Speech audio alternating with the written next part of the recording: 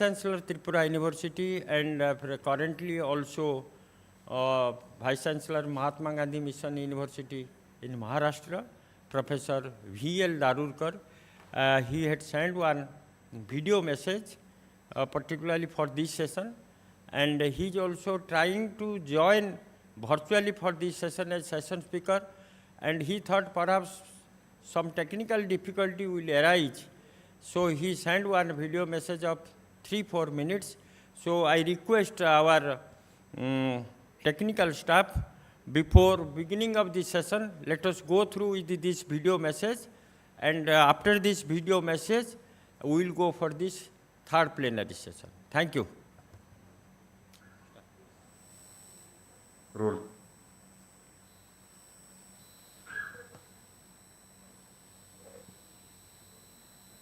शुरू करें sir. India and Southeast Asia, cultural linkages is a very important phenomenon. Especially, Kalinga played a vital role in the cultural transmission from India to all Southeast Asian archipelago. Trade was a matter of perennial influence in the history of Southeast Asia. Professor D.G. Hall rightly pointed that Indians wrote Rigveda in the Gangetic Valley and there was an agrarian revolution which led to a new cultural change. According to Brian Harrison, history of Southeast Asia is the history of cultural contrast and cultural confluence. Why India was able to influence more than China? The process of Indianization, as described by Cordes, was a very important phenomena which brought a change in the history of Southeast Asia. This process of Indianization was initiated by the Indian Rishis. It was Rishi Kaundinya who visited Southeast Asia, married to a local princess, and there was a rise of Sri Vijaya dynasty, there was a rise of Sailendra dynasty. And the other one, when Rishi Kambuja visited the part of Indochina, Cambodia, Laos and Vietnam, then there was emergence of Cambodian state. Kambuja was able to influence 3 countries, Cambodia, Laos and Vietnam. If we study the history of Southeast Asia, Kalinga is the focal point, because from Kalinga the missionaries visited Burma, the missionaries visited Indonesia, the missionaries visited Java, Sumatra, Borneo. It was in the period of King Ashoka when Mahendra and Sanghamitra were the royal missionaries who visited Sri Lanka, Anuradhapura. And later on, the missions, 8 missions were sent to different countries. And there was a phenomenal change in the history of Southeast Asia.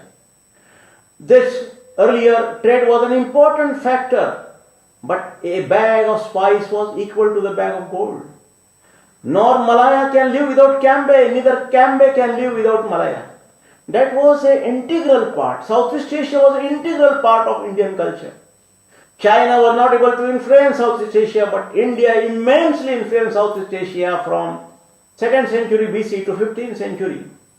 Beginning from the period of King Ashoka and ending in the period of King Cholas of Tamil Nadu, the Chola dynasty. So this entire process reveals 3 important characters. Number 1, there was an influence of Hindu culture, Indian culture, from Kalinga to Southeast Asia. Secondly, in the period of Ashoka, there was influence of Buddhism, Theravada Buddhism, Mahayana Buddhism influenced all Southeast Asian countries. Angkor Wat is a very nice example of this Indian Hindu Buddhist influence on Southeast Asia. Equally, we find in the period of Sailendra rule of Sri Vijaya, monumental remains reveal how India influenced Southeast Asia. Bronzes, sculptures, images of Buddha, images of Vishnu, images of Shiva are immensely found in Indonesia, Java, Sumatra and Borneo. These requires archaeological explorations, requires cultural studies, documentation. Understanding of these cultural linkages is a very, very important phenomena because India in the modern period is re-establishing the cultural linkages with the modern foreign relations. These cultural relations can be transmitted in the modern developmental linkages. India is going to emerge by 2075 number 2 economy in the world, and India will be flourishing its culture, its glory, its technology, and revitalizing its entire developmental process. This total process of Indianization is based on Maha Upanishad. In Maha Upanishad, hymn number 72, 73 has rightly pointed that Vasudhaiva Kutumbakam. One earth, one family, and one culture, and one world. This is a very important slogan of India from the G20 onwards.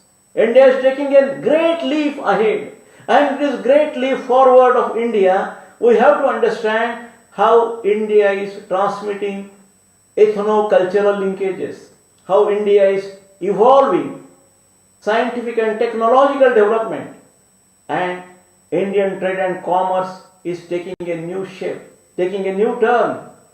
So, Kalinga established a turning point in Indian history, a turning point in the history and cultural development of India. So, let us revitalize these cultural linkages to re-establish India on number 1. We have to keep India on the top of the world.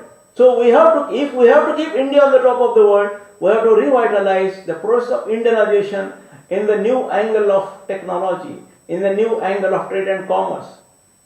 India's free trade policy with Europe, India's free trade policy with Southeast Asia is going to bring many revolutions, and these revolutions are based on total change. Professor John F. Cady rightly pointed, trade and culture was a matter of this change. These are the key factors to understand Kalinga and Srivijaya linkages. So let us re-understand history, let us re-understand technology, let us re-understand our foreign relations to re-incarnate the feeling of Kambuja, the feeling of Kaundinya, the great rishis of India, and the philosophy of Buddha and King Ashoka. Buddha said, Sarvam Kshanikam, Sarvam Kanikam.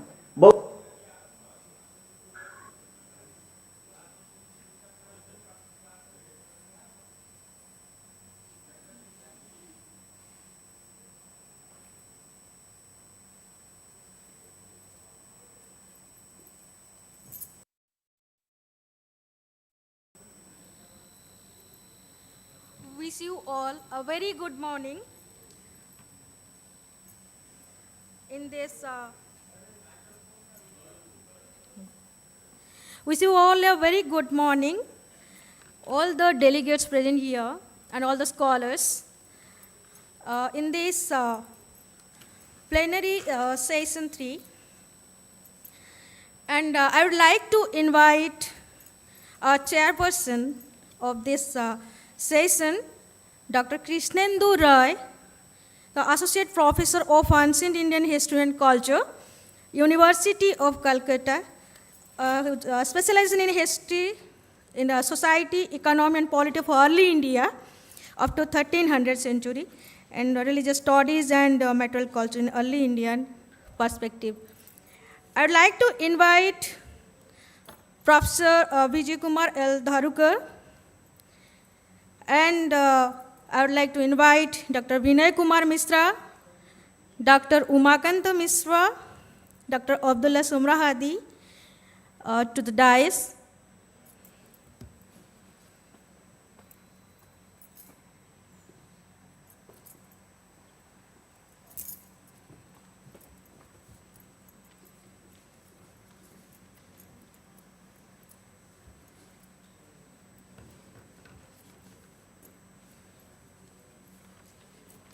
Now, the volunteers are requested to present saplings and badges to the guests on the dais.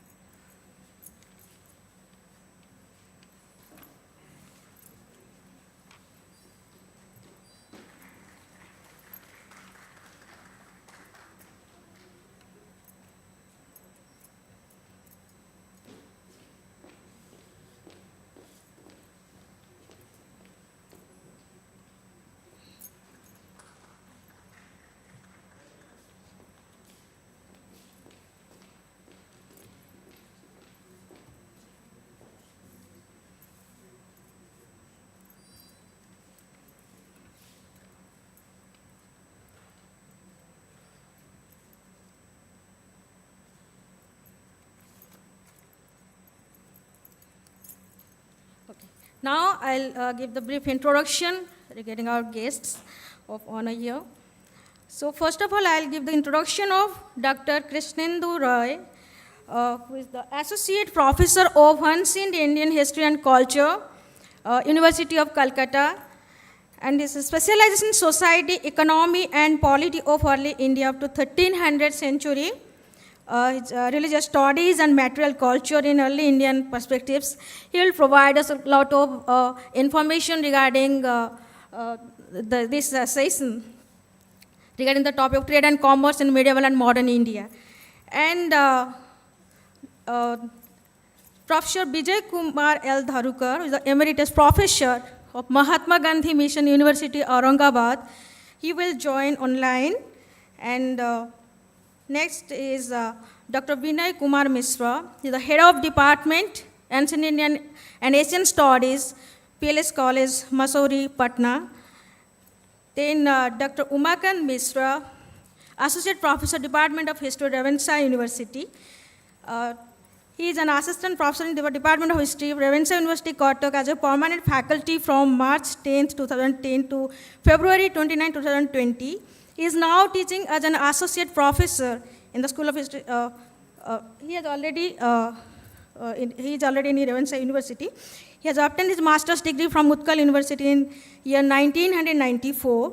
He received his MPhil in 1997 from CHS JNU with Ancient India in January 1997, and his PhD degree in 2005 in Ancient Indian History from Center for Historical Studies, Jawaharlal Nehru University, New Delhi.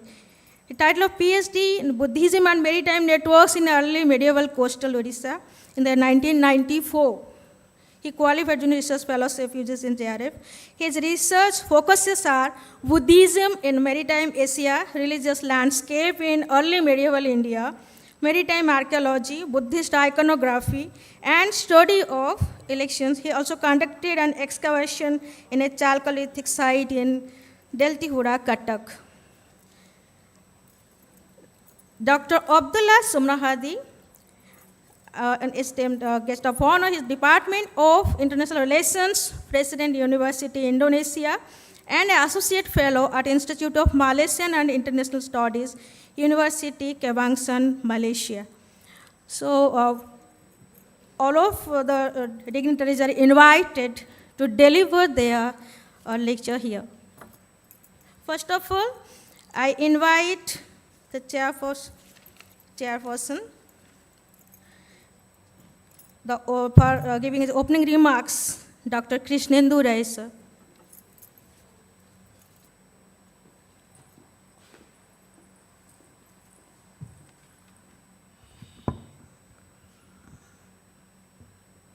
A very good morning to all the delegates, my esteemed colleagues and organizers, particularly Professor Padhi for requesting me to chair the session. And I have been very glad to have this opportunity to preside such an important session, in which we will be listening to learned scholars' thoughts and experiences and ideas about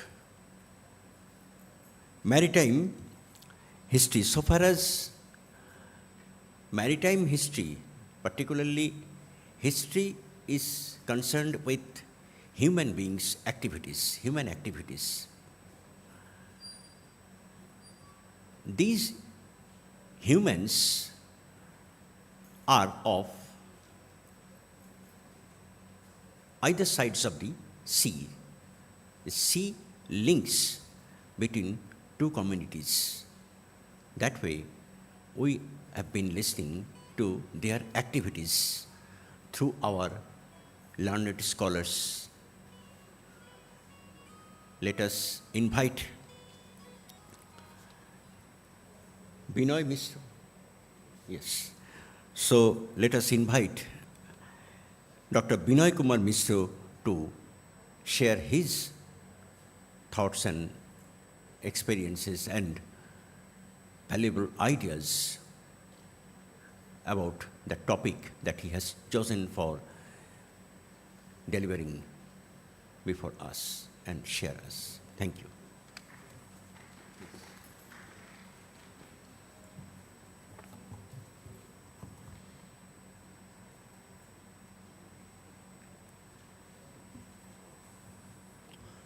Jai Jagannath, Namaskar to all of you.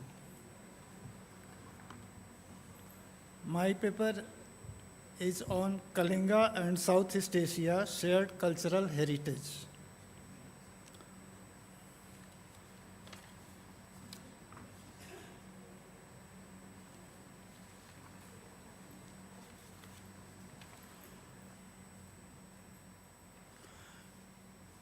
Friends, initiated in 1991, the Look East policy adopted by Indian government marked a strategic shift in India's perspective of the world and has been rigorously pursued by successive administrators. The policy was adopted and developed into more action-oriented as well as project and outcome-based and was transformed into Act East policy in 2014. The India-Southeast Asia relations have gained constant momentum through the period, responding it seriously. The Southeast Asian nations made India a sectoral partner in 1992.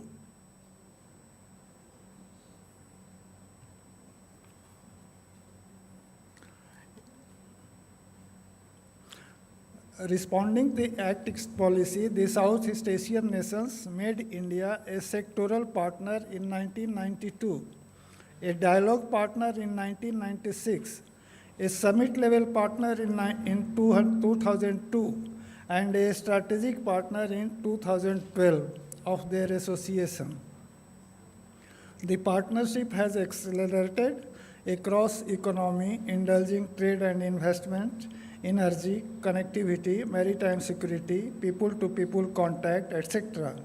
But no doubt these relations beheard in their glorious cultural past. Shared historical ties, culture, and knowledge have underpinned the sustained interaction between India and Southeast Asian nations. The process of their acculturation had started in very beginning of Christian era. The exchanges between the two are well documented and clearly explained that culture remained the key to the India-Southeast Asia relations. On the occasion of the Silver Jubilee celebration of India-ASEAN partnership, a commemorative summit was organized at New Delhi on 25th January 2018, in which both sides welcomed the cultural initiatives which play a critical role in strengthening the relationship. The cultural linkages have deep foundations ranging from prehistoric maritime exchanges to historical connections and expansion of Indian religious tradition in the region. The idea of Indianization was adopted to characterize the Indian influence on Southeast Asia, which has been much debated topic for researchers indulge in analytical study of historical and cultural developments in India and Southeast Asia. In this influence of ideas, India had a specific role to play. Some recent researchers analyzing the sources have determined it a complex nature of interaction, but no doubt the influence of Indian culture is clearly observable in many areas and in varied realms. In recent decades, European and Asian scholars have unearthed great stores of information in the ancient past of Southeast Asia. From beginning up to the 15th century, the Indian traders, adventurers, teachers, priests, and monks continued to be dominating influence in Southeast Asian kingdoms. The Indian religious forces, Hinduism and Buddhism, existed with mutual tolerance and thus shaped Southeast Asian culture. The Indian and Southeast Asian cross-fertilization of cultures is a scarce example of non-military involvement in exchanges. The Indian culture blended well with local beliefs and put an impact on Southeast Asian religion, politics, administrative system, concept of law and legality, arts of all branches, and the most important of all, Sanskrit language and literature, which served as means and content in the process of acculturation. Of many Indianized states of Southeast Asia, in today's Cambodia, the Indian culture is best exposed. There are ample evidences to reveal the growth of India's politico-religious structure there. Whatever cult or religious practice in whichever form was prevalent in different times in India reached Cambodia at different epochs and found expression of its particular form.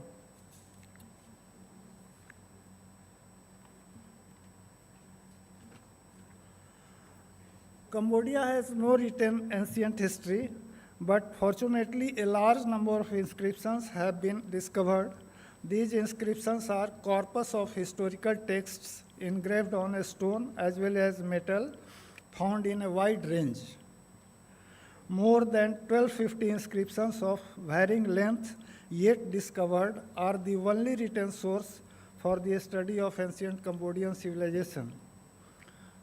The first information about the first Cambodian state, Funan, comes from an account left by the mission of the Chinese envoy Kang Tai and Cao Qing, who visited this country in the middle of the 3rd century. It would be considerable here that Chinese records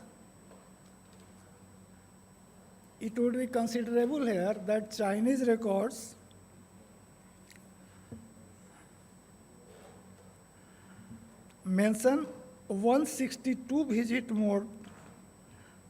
Chinese records mention 162 visits made by the Chinese monks from 5th AD to 8th AD.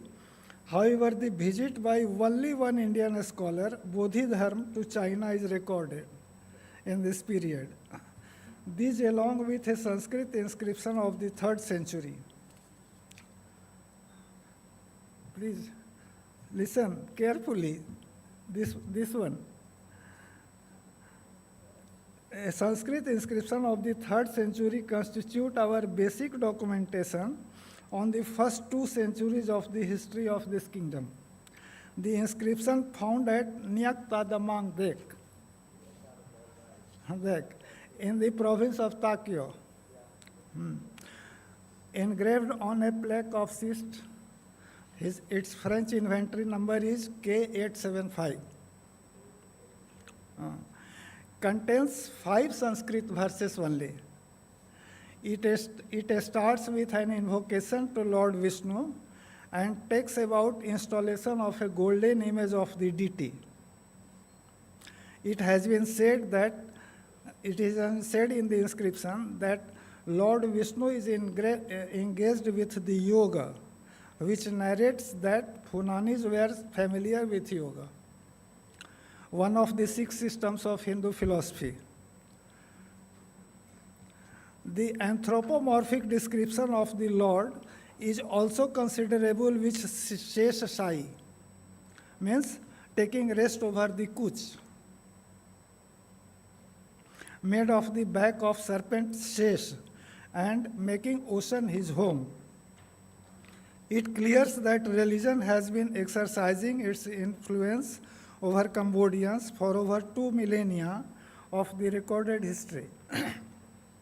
The religious tradition in Cambodia can be traced back to the Funan period, when Hinduism, mostly represented by the worship of Vishnu as well as Shiv and sometimes embedded in Harihar, was established as the faith of the people. Another noticeable line in the inscription is the declaration by the queen that she uses to discharge her obligation to the people with affection and knowing that everything worth pleasure in this world is transitory and like a water bubble.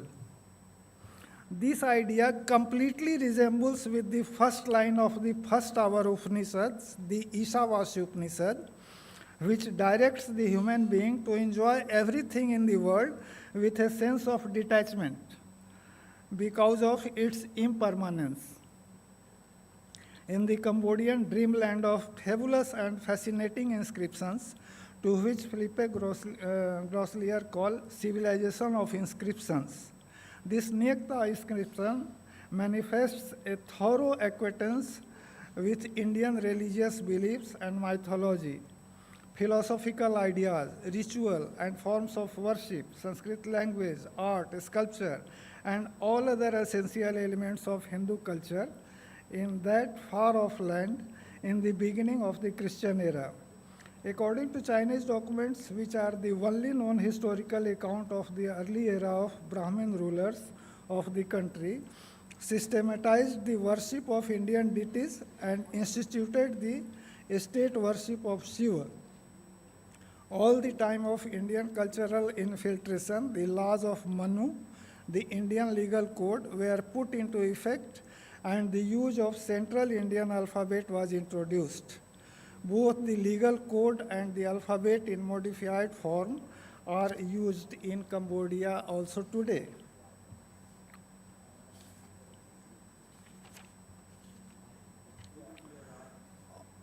Of the many Indianized states of Southeast Asia, in today's Cambodia, the Indian culture is best exposed.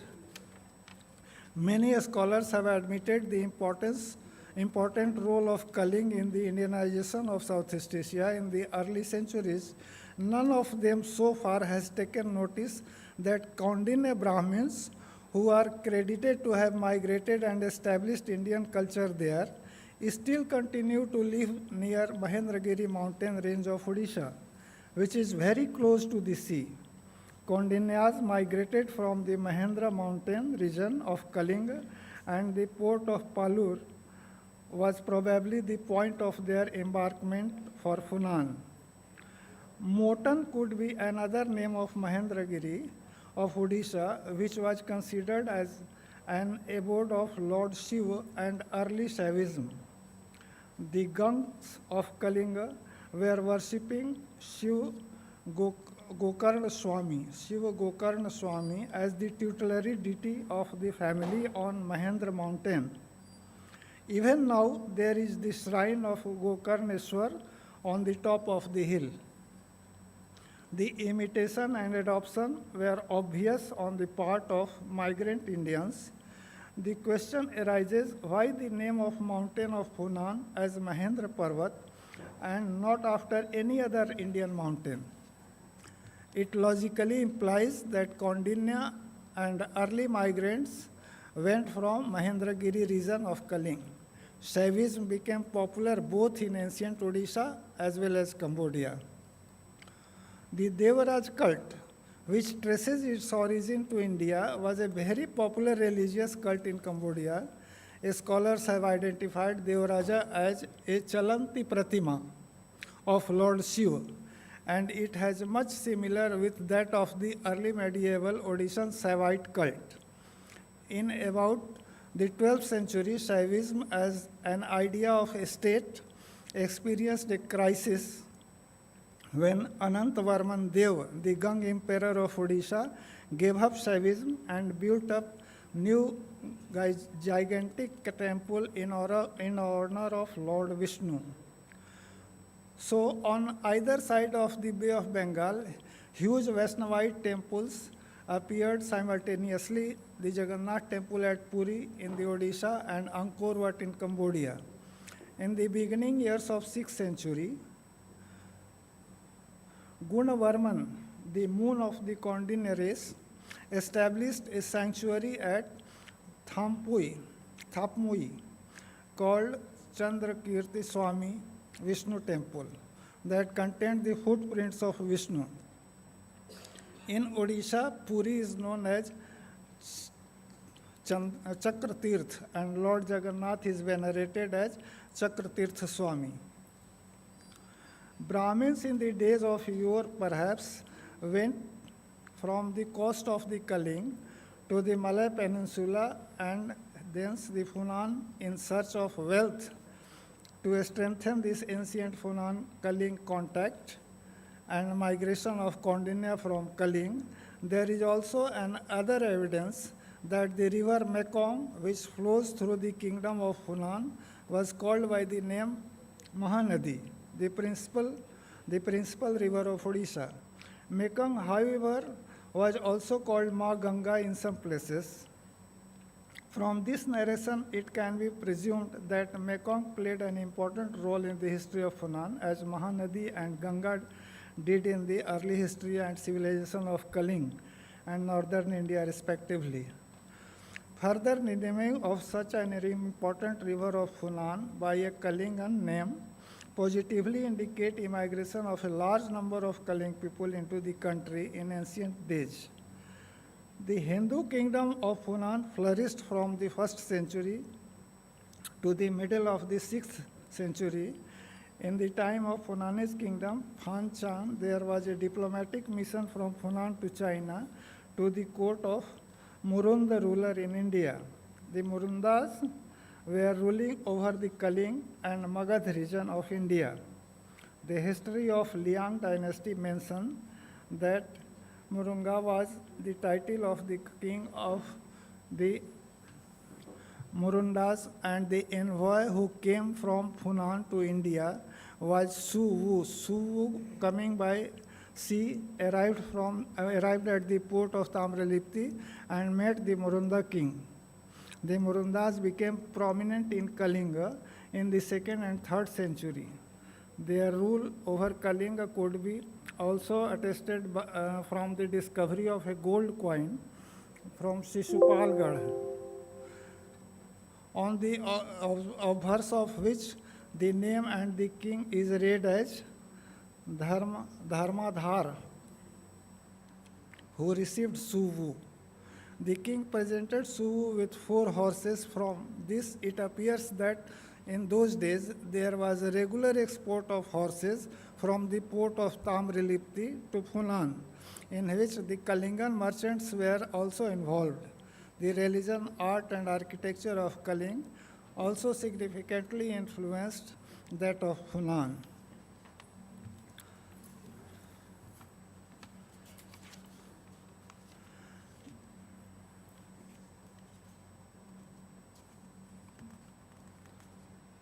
Now I want to conclude it. This is important to search that what the outcome of 30 years journey relating to India's diplomatic endeavors and engagements with Southeast Asian nations, especially in the field of culture and connectivity.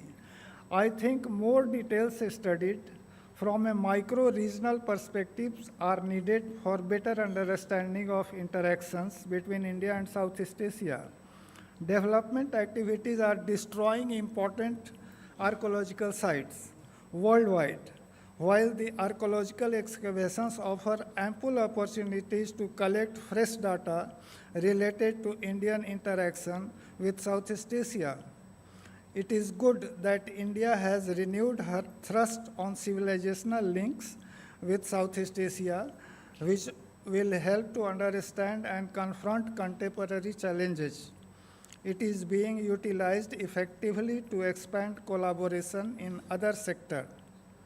Identifying the heritage sites, those should be developed as centers of tourist attraction, showcasing cultural connectivity. Over more than 1,000 years of Indian culture was synchronized into local culture of Southeast Asian people. India has gained its benefit in different sectors and has been seeking to be a strong player in Southeast Asia, which could certainly help it to become a global power in future. Historical resources with its Buddhist legacy should be used for marketing Odisha and Southeast Asia. Thank you.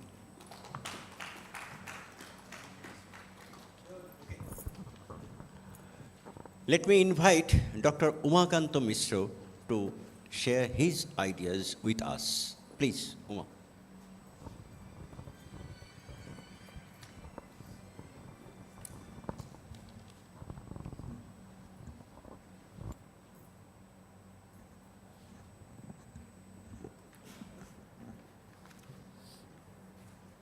Good morning, distinguished panelists on and off the dais, distinguished organizers, students, respected teachers. I am extremely thankful to the organization for having me here.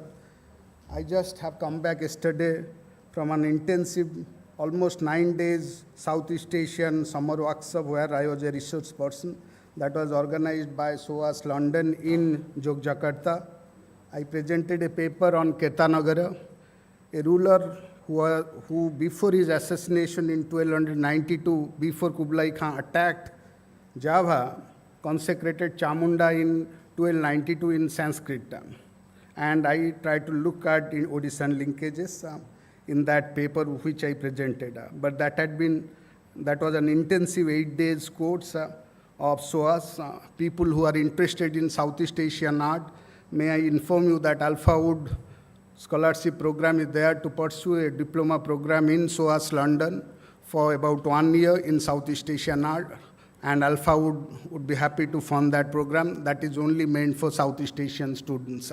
Therefore, all Southeast Asian students should go and have an intensive diploma course for 1 year in SOAS. I'll be making a presentation on textile trade boom in the Indian Ocean from 10th to 13th century using old Javanese sources. I'll be using old Javanese sources from 10th, 13th century, 9 Sima charter. Sima, Indonesian might be knowing if there are Indonesian people. Sima means like our royal copper plate grants or grants which are given to officials.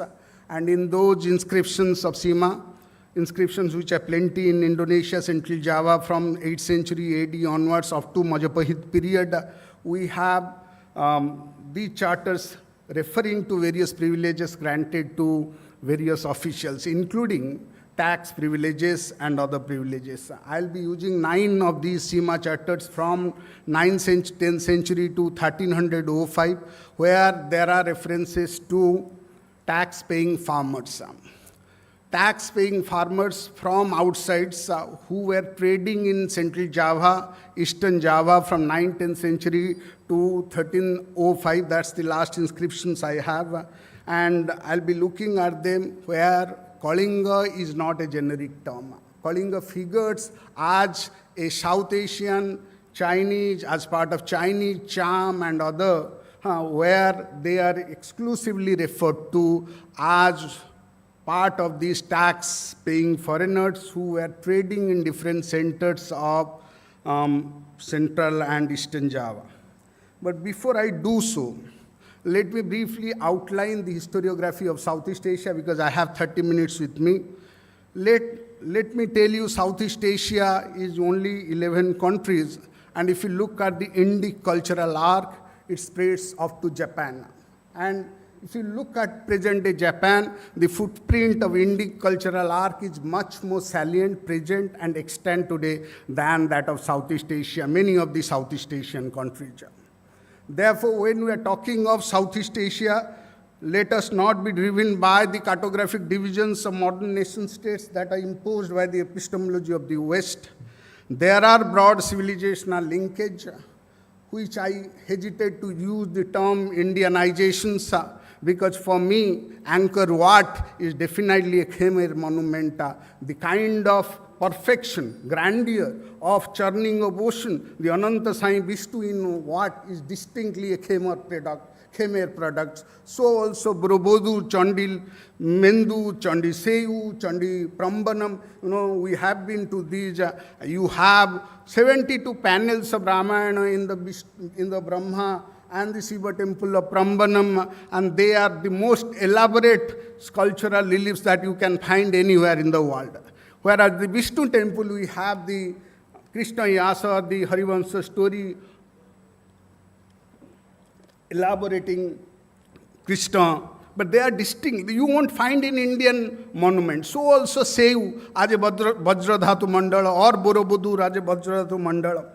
Let me therefore, when we are speaking of Indic cultural arc, that doesn't mean that, it was all Indianizations. It was about fractal circularity. Even in 1292, where we have Nalanda and other monasteries being destroyed, people from Tibet were not only consecrating Hevajra Chakra rites for Kublai Khan in South China or in Yuan dynasty, they are also circulating. Tibetan monks were circulating in Eastern Java in the period of Kretanagara.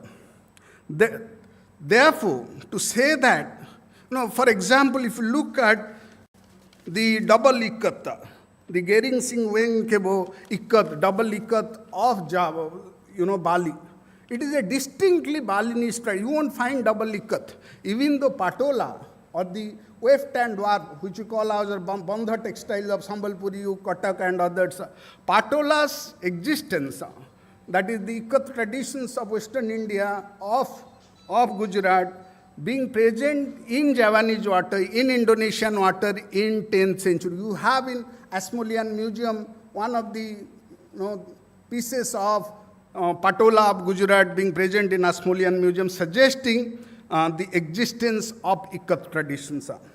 Therefore, to speak of Indianizations, as Swedish did in his Indianization of Southeast Asia, is deeply problematic. We have a very recent book which came out in the form of Creative South. Andrea Acri and Peter Sarok of SOAS have edited. Dalrymple has reviewed this book in New York Review. I would suggest you to also go through the Creative South. Therefore, South, that is the waters of Indian Oceans of this part, which you call as Southeast Asia, was highly creative. Certainly there are circulations, and many of the sources of the circulations are from India, but the kind of grandeur, the kind of perfections they made in implementing the ideas that emanated from India is remarkable. You go to what, for example, we believe that Angkor Wat is everything of Angkor. No, Angkor is a large area. Look at Jayavarman II of Angkor. Jayavarman II, which we call as Mahendra Parvata, Mahendragiri, he created a network of hospitals, Arogya Salas, 102 hospitals in Angkor areas in, let's say, 10th century AD. That is quite remarkable. Many of them are now excavated, and therefore to say that Indian arc is all about passive recipient, the South is merely a passive recipient is not true. The South is, that is this part of India, this part of Southeast Asia was highly creative. But having said that, everybody acknowledges that India is a major source of Southeast Asian source. Look at Champa. Champa was a state from 2nd century AD in South and Central Vietnam. I have been part of the Da Nang Museum, some of the documentations work, and look at Champa. It registered Chinese incursions throughout. We have Champa area having Indic influences right from 2nd, 3rd century AD and went on right throughout history. Therefore, we need to also recognize the fact that South is equally creative. It played a role or two in backward circulations as well to India. And I'll share this, that in the early historical period, if you know about Professor Basa's work, Kishore Basa's work, whose PhD was on westerly trade of Indian Ocean, he looked at a particular bead called monochrome glass beads. And these monochrome glass beads of early historical period was most likely manufactured in Southeast Asia and exported to sites like, for example, Sisupalgarh, Arikamedu, and other sites. Look at Dongson bronze of early historical period. The height in bronze of Vietnam, Okeo sites. 3 days back, archaeologists from National University of Australia excavated sites of Okeo sites, which talks about discovery of so-called Kari 2000 BC. If you look at Okeo site, the high tin that they produced was remarkable. Hayam has written on it. So I'll look at these, therefore, to say that this is my preliminary observation. South was creative.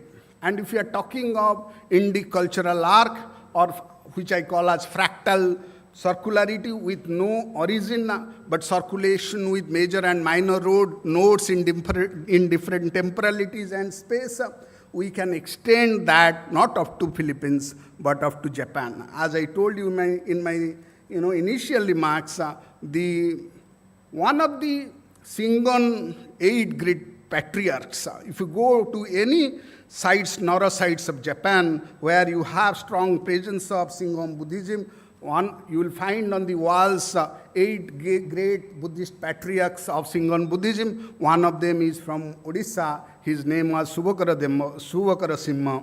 And he went through Java not through Java, but the overland route to China. And there he, translated many texts, such as Mahavairochana Tantra, Sarva Tathagat Tattva Sangra, which Tukai took it to Japan and founded the Shingon Buddhism. Therefore, when we are talking of this, we are talking of other features which bound together. One is, for example, Sanskrit also played a critical role in it. If you look at Kakuin literature with metrical chandas, the inscriptions of Cambodia period or from Funan, all of them are metrical chandas, but from 13th, 14th century, as we moved on, we see Kakuin literature based or inspired by Sanskrit literature being replaced by Kidung literature, such as Chandaloe and others. So therefore, we need to recognize also this functional autonomy of South. With these in background, let me look at textile trade boom in Indian Ocean water from 10th to 13th century, which with reference to role of Kalinga. There are several crests and troughs in the Indian Ocean trade throughout historical period. The first crest that we find is found in early historical period. I am leaving the possible prehistoric connections where soldered ice seems to have come from Vietnam to eastern India, including Odisha. That's suggested by many historians, but I am ignoring the prehistoric connections, which possibly played a great role because Malays were great also sailors. Starting with early historical period, there was a surge in contact and exchange in Bay of Bengal network, which is evident in related ware we find from eastern coast of Odisha. Also, we find, Ian Glover has a brilliant article on knobware in Haitian bronze that he has found, has been found in many places in Southeast Asia. We have connections between Bali, between Vietnam, between Thailand, such as Bon Dontafet, Sembiron, Pakung in Bali. All these sites have revealed related ware, knobware, and these monochrome glass beads, which are also found from Odisha. Therefore, but there is also a temporal lull in this kind of relationship. Early historical period from, let's say, 2nd century, 1st century AD to 3rd century AD was one crest period followed by trough. And there was again in 7th century, especially in the Tang period. And then there is a third boom that is in 10th to 13th century. And this boom was caused by boom in the textile trade. We have many ikat tradition or weft and warp tradition, which call as Bandha or Sambalpuri or Bandha textile traditions, where it's a tying traditions, and we see that. And as I told you, there is a textile boom in Indian Ocean water in 10th, 13th century. By that time, Arab dhow has taken over the Indian Ocean trade. Arabic traders has emerged as the most dominant one in the Indian Ocean, but there are also minor players, including the Malays, who played a critical role. Not until 13th century, in the late Song period, that we see the Chinese junk coming out of Southeast Asia, South China Sea to the waters of Indian Ocean, and therefore we see increasing presence of China only after 13th century in Indian Ocean, not before that, but 10 to 12th century, it was Malaya largely, and as I told, the Arab dhow. As you might be knowing, the Belitung shipwreck, which is now displayed in Asian Civilization Museum of Singapore, is a Arabic dhow which actually sank in the Javanese water. Therefore, in 10th century, there is a boom, and this boom was a textile boom. Indian textile is known throughout the world. And what also did this boom, what are the cause of this boom, was because of the fact that also from 11th century, when 10th century, when after the Merapi eruptions, Central Javanese kingdom collapsed, and there is a shift to rice cultivation area of Brantas Delta in Eastern Java. Therefore, what we see, starting from 10th, 11th century, with Aurolanga uniting Java again and creating a state in Eastern Java, we see a numerous expansion of agriculture in Java, especially in Eastern Java, led to the emergence of localized states and consolidation of state system further in 10th, 11th century in Eastern Java. Java's cloth industry evolved in response to new commercial opportunities. From 10th, 11th century on Javanese society, the Javanese society ceased to wear locally produced bark cloth, which was displaced by cotton textile. Therefore, we see a shift in pattern of clothing now. Therefore, people earlier were using the bark clothes, now they are using cottons, and these cotton textiles became a fashion statement and also an instrument of reinforcing the social political ties. If you look at these Sima Charters, I've looked at also, John Wiseman Christie has looked at these Sima Charters which talked about donations. Earlier, if you look at Sima Charters, after the granting of this copper plate, there was a ceremony where people used to come together, feasted. That's you find in before 10th century in Sima Charter. But after 10th century AD onwards, what we find in the Sima Charter of Eastern Java is that there are detailed references to gifting of cloths, cotton cloths by royalty, by the king, to other political elite or other social elite. Therefore, cloth, or as I told you, there is a shift from bark cloth to cotton clothes in 10th, 11th century, accompanied by this use of cloth as part of reinforcing, consolidating the state system of Eastern Java from Aurolunga's time in 11th century AD. Therefore, in these Sima Charters, cloth, earlier we have communal feasting as part of Sima Grant. Now we have Sima Grant accompanied by gifting of clothes by the royalty to political and social elites like Brahmins. And these were very elaborately discussed in these. And what we find in them is that there was always a difference which was made between the clothes worn by women and clothes worn by men. Kain in Old Javanese, which was the cloth worn by women, was always measured in lula, that is piece, while Vidyan, cloth worn by men, was measured in yu, that is ugala, dugala. Ugala means 2 pieces. So men always use 2 pieces and women always use 1 piece. That's one thing that we find from Sima Charters. Now, if you catalog the kind of reference to different type of cotton clothes that we find in East Javanese Sima charters, I told you there are many Sima charters. I'll look at 9 Sima charters which talk about tax-paying foreigners, which clearly refer to that Kling is not a generic name for the South Asian. It refers to spatial geography of Odisha. And I'll say why, and that I'll do soon now. If you look at these Sima charters, and cloth has an important element that emerged, that is cotton weft and warp tradition, that which you call as our Sambalpuri traditions, or whatever. If I am a Kotiki, then I'll say Bandha Amara jo achi Nuapatana wala.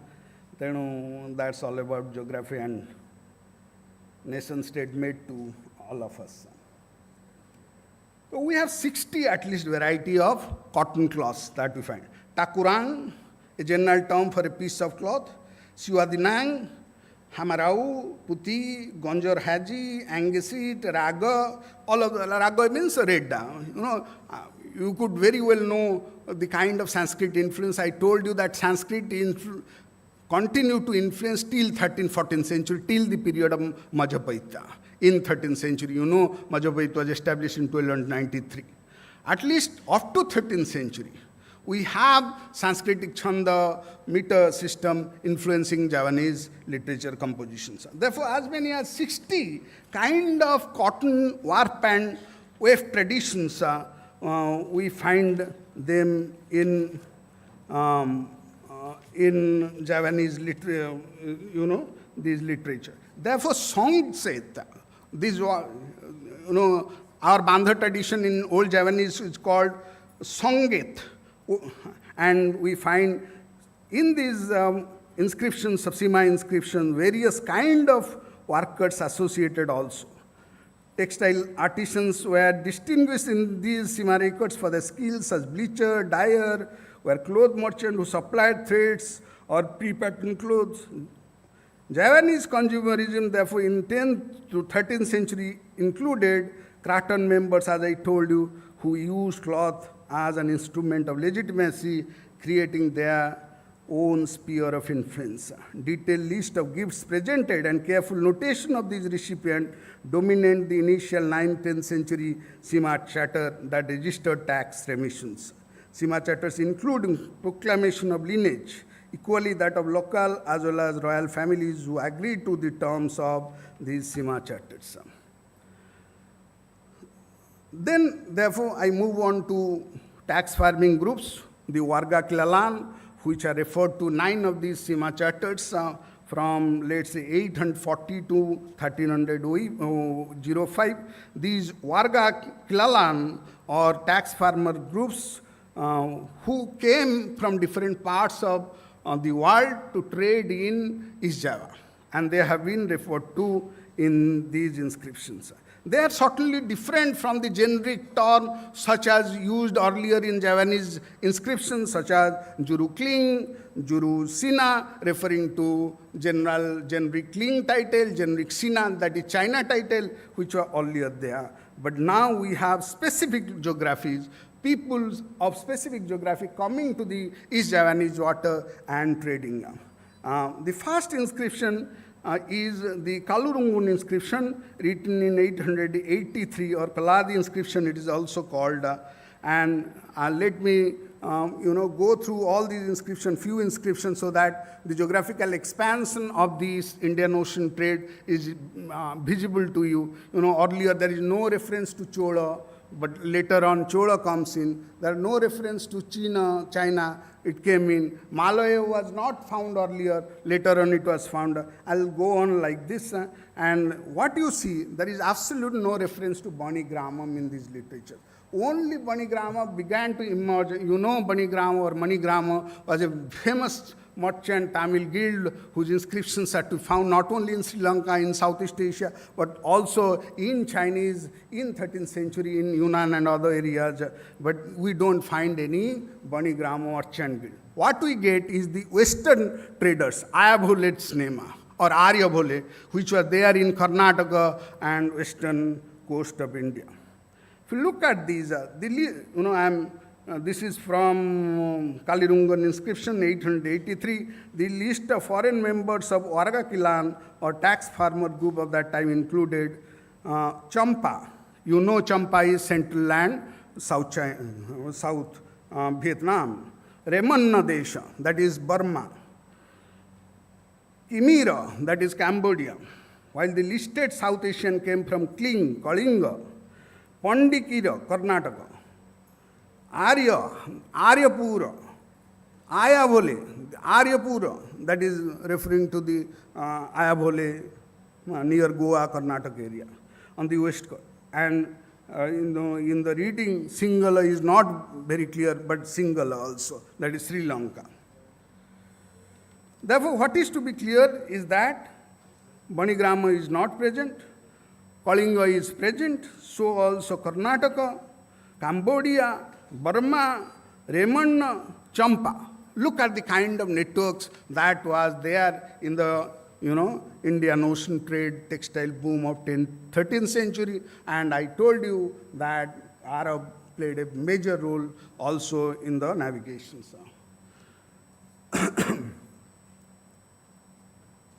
Then the Palebuhan Charter of 927, which also refers to these tax farming foreigners near the river Solo in East Java.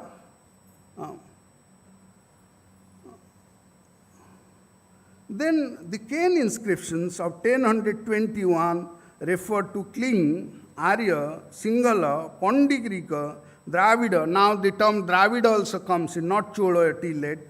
Champa, Remana, Kimira. Then we come to Turung Hang inscriptions and Garaman inscriptions. Then there is, before that, we have another inscription called 1021.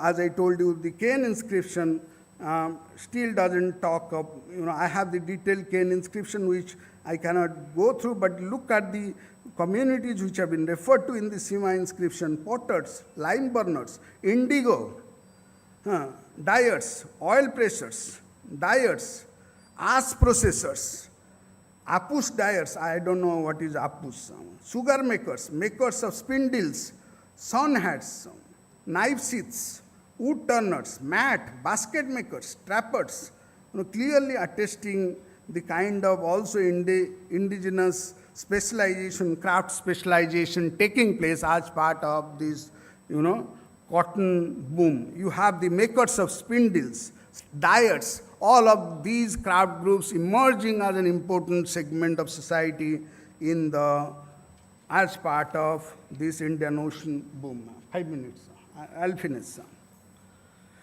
Between 1040 to 1050, when Turung Hang and Garaman inscriptions were written, two changes had taken place in the names already contained in the list. Dravida was replaced now by Cholika, that is Chola, and Pandarika is now replaced by Karnataka. But as I am telling you, the name Kalinga is constant. Therefore, even the Chola, Dravida was replaced by Cholas, Ayavole and Pandarika was replaced by Karnataka. What is present is Kalinga throughout from 840 to 1305 and Sima inscriptions.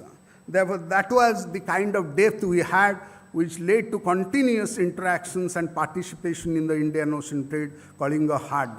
Now, I am not going into many other aspects because I am looking at this only.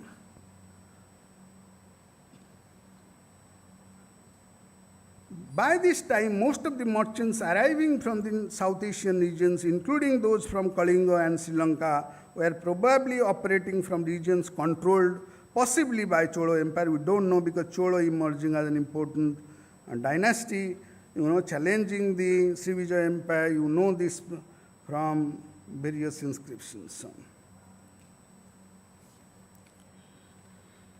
There is a slight hiatus in Singasari period, but also we find in 1292, when, as I told you, the paper I presented on Kirtanagar, we find just before his assassination another Sima charter which talks about these traders. And then we have in 1305 Balawi inscriptions, which again talks about, this is the only original Majapahit inscription that refers to these tax-paying, foreign farmers who were trading in Javanese waters. And the Vargakilan list including Kling, Arya, Singhala, Karnata, Sina, and you see for the first time Sina being included. That's in 1305, in the late period of Song, when Chinese junk came out of South China water and now started dominating also Indian Ocean. And therefore, we in this Sima Charter, we also find references to the presence of Chinese as tax-paying foreigners in Java. Therefore, let me conclude my presentations. There was a boom, and it was a boom by textile, propelled by textile, and India played a major part, but different geographies played and changed. Different geographies changed over times as part of Indian participation in Indian Ocean trade boom, but Kalinga remained a constant feature. Just to conclude you, as I told you, Kirtanagara consecrated a Chamunda image in 1292, that's in Sanskrit, and in Chandi Jago, we have several Amogopasa image, most likely it was part of Jago Mandala complex, where we have small statuaries of Buddha and spouses of Buddha, consort of Buddha, such as Pandaravasini, Lochana.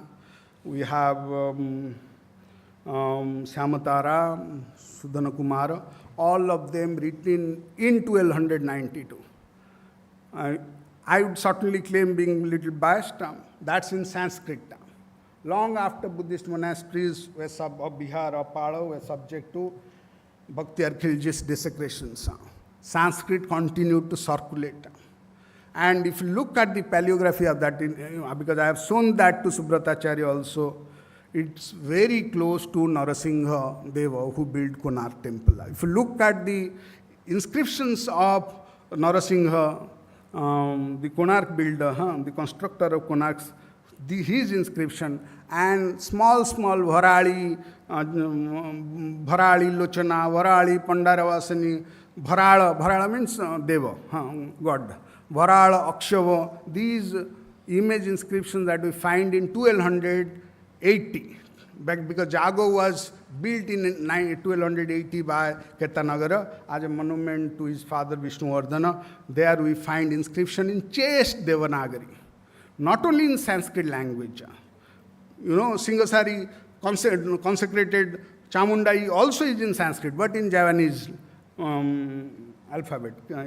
Script is Javanese, language is Sanskrit. But here is in 1280, we have consecrated Amogopasa Lokeshwara and various Buddhas and their consorts, which are written on the image, Varala, Varali, Akshava, Pandara, Vagara, in chaste Devanagari of 1280, which is very close to Narasingha's inscriptions that we find in Odisha, clearly attesting continuous connections of Odisha with this part of Indian Ocean, as I told you, bound together by Sanskrit, Hindu-Buddhist civilizations, but as again I told you, we need to recognize the creative South.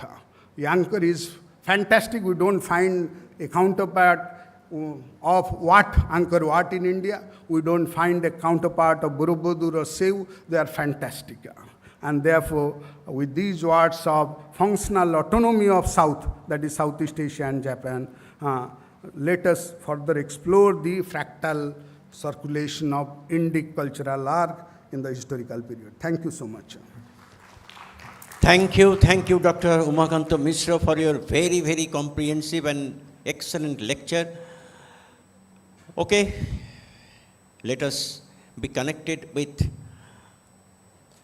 Professor Vijay Kumar L. Dharukar online for listening to his valuable ideas and thoughts. Let us be connected. Please.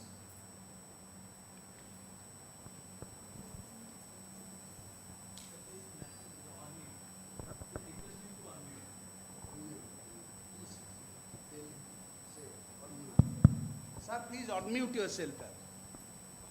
Yeah, I see. Please, sir, on mute.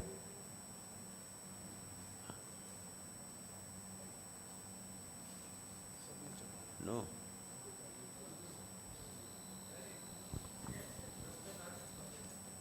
Professor Darurkar, could you please unmute yourself? Please unmute so that we can hear you. He is not listening. Please, sir.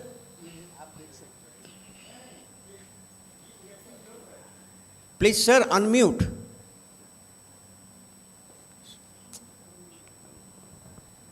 Link is not.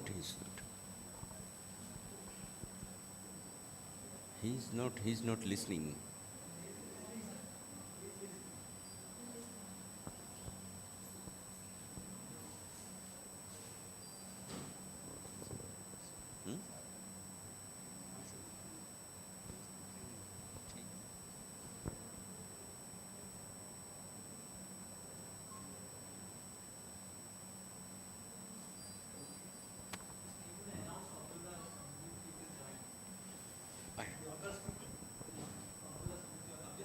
Hello.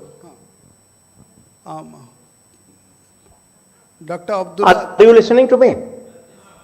Hello? Dr. Abdullah? Are you listening to me? Yes. I am Professor Dharurkar. Okay. Hello? Sir. Yes, we are listening. Please. Yeah. Southeast Asia, we think, is a matter of cultural process. So Sir John F. Cady rightly pointed that trade was a matter of perennial influence in the history of Southeast Asia. Brian Harrison has conceptualized as cultural contrast and assimilation. The process of assimilation of cultures was very significant, especially as Codes described, it was Indianization.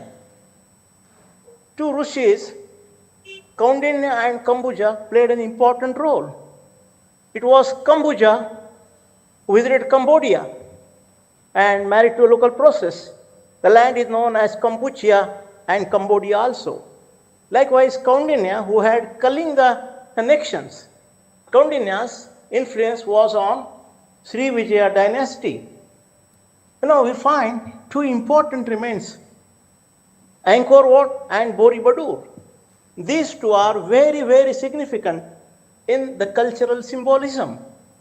The process of Indianization was witnessed in Southeast Asia in almost all the 12 countries of Southeast Asia. The process of Indianization was very pivotal in this, influencing art, architecture, trade, commerce, and many other monumental remains. John F. Cady has described Sri Vijaya dynasty as a landmark dynasty in the history of Southeast Asia. The process began from the Aryan period. When D.G. Hall was a professor in Rangoon University, Aryans wrote Rigveda in the Gangetic Valley, and that was a dawn of new cultural awakening. Aryans plowing the land and starting the agriculture also influenced Southeast Asia. The production of wheat, rice, and many more agro-based cultures is a very important phenomenon in trade and commerce. When we study trade and commerce of India and Southeast Asia, three things are very important. The first, we'll find right from the Chalcolithic period to the historical period, agro-culture, Indian culture has influenced Southeast Asia.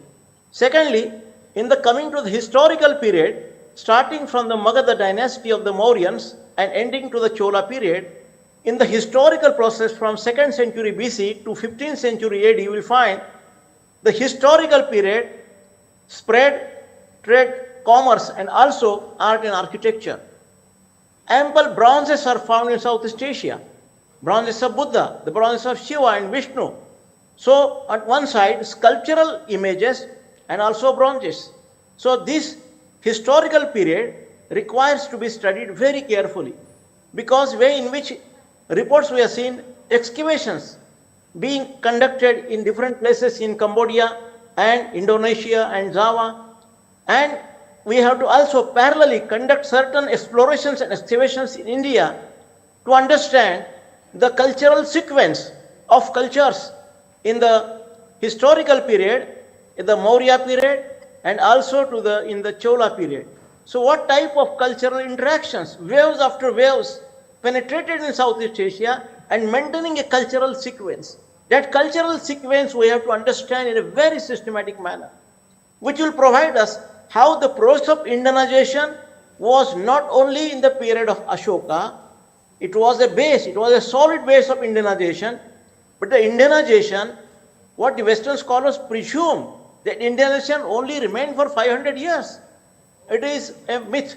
Indianization has remained up to 15th century, till to the arrival of Parameshwara becoming Iskandar Shah in Malaya.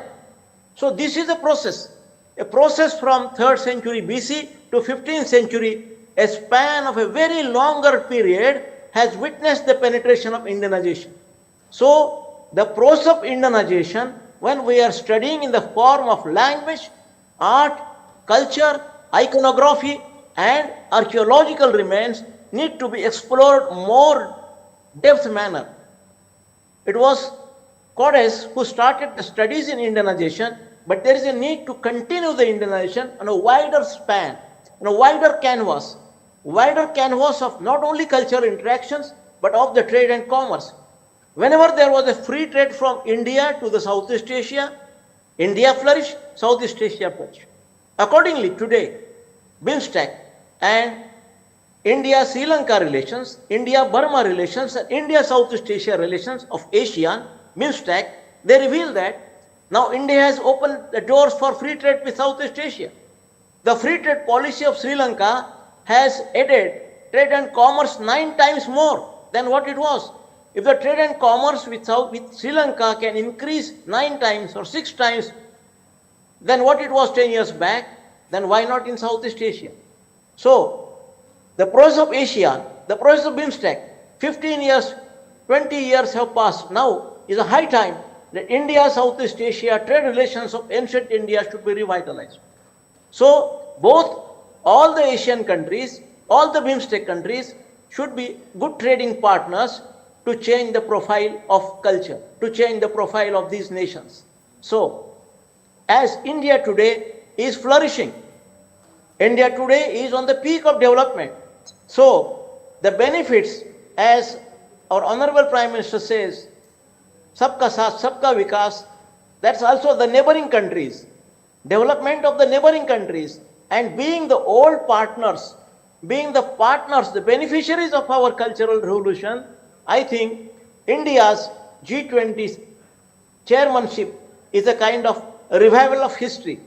Though the revival of history today is providing many more opportunity to the world, Indian development is a shared development, Vasudhaiva Kutumbakam philosophy, and in this shared development philosophy, the first beneficiary should be the Southeast Asian countries.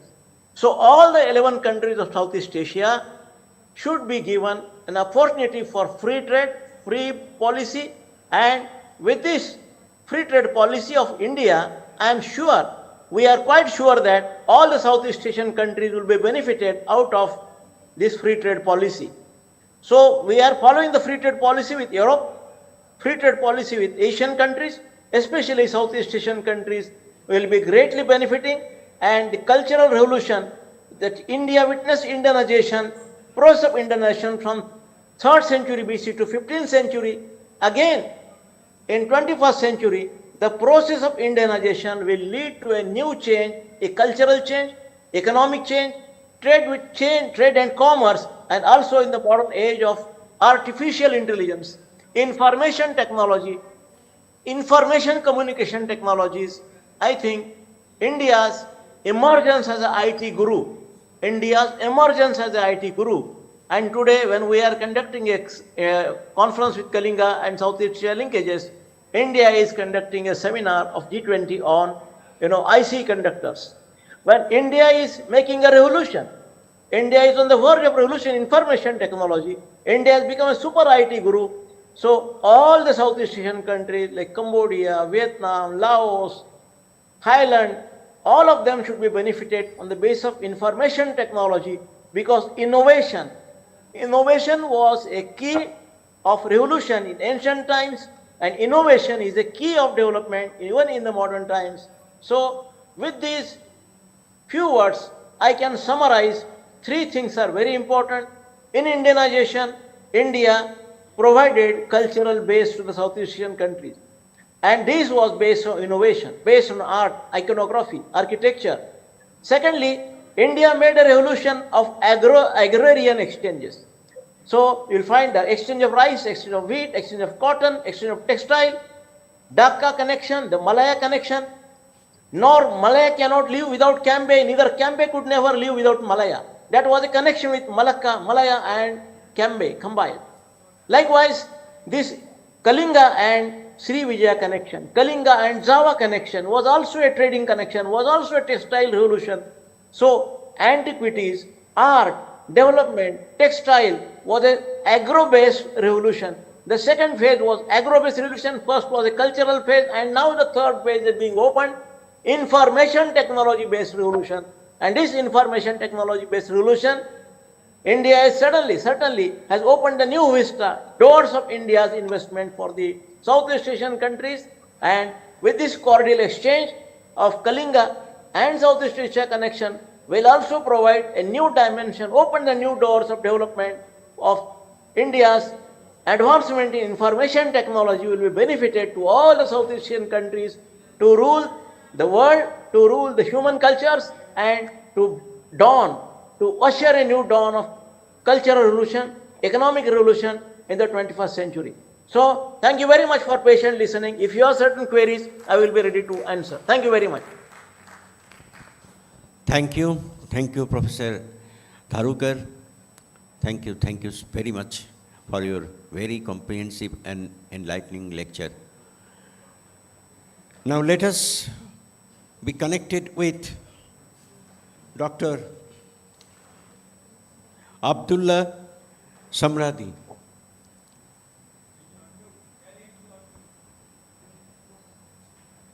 Please unmute. Thank you. Hello. Do you hear me?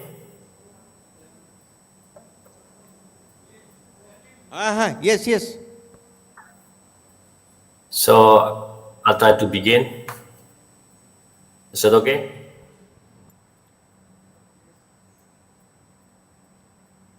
All right.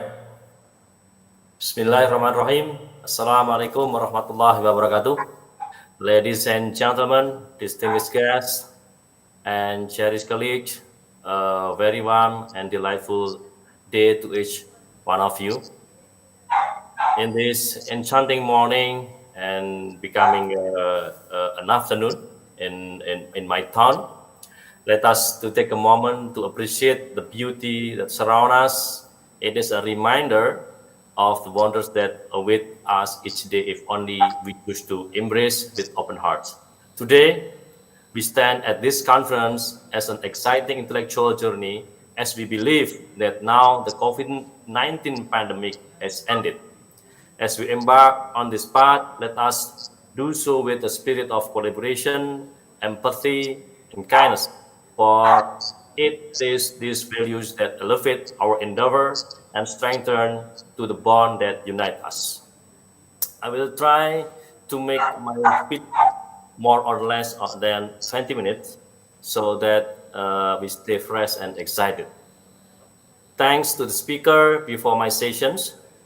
Thanks for coming to my city in Yogyakarta, Indonesia. You have also seen Prambanan temple and so about the Borobudur. You have also seen the temple of Jago in Malang city, and then also Kidal temple.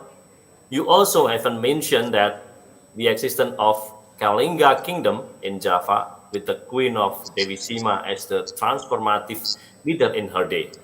Your speech and lecture will be very extraordinary, and this needs to be disseminated in more seriously in the future. If not scientists and intellectuals, who else would want to do it? Your lecture uh, was extraordinary as an Indonesian, as a non-Indonesian. You are very good Indonesianist from India. If I become the minister one day in a related field in the Republic of Indonesia, I will propose all of you to get the honorary citizenship because your role and knowledge are very important for the existence of civilization in this country. All right. The relationship between Kalinga in India and the ancient Indonesian period known as Nusantara is historically significant and has been characterized by cultural, trade, and diplomatic interaction.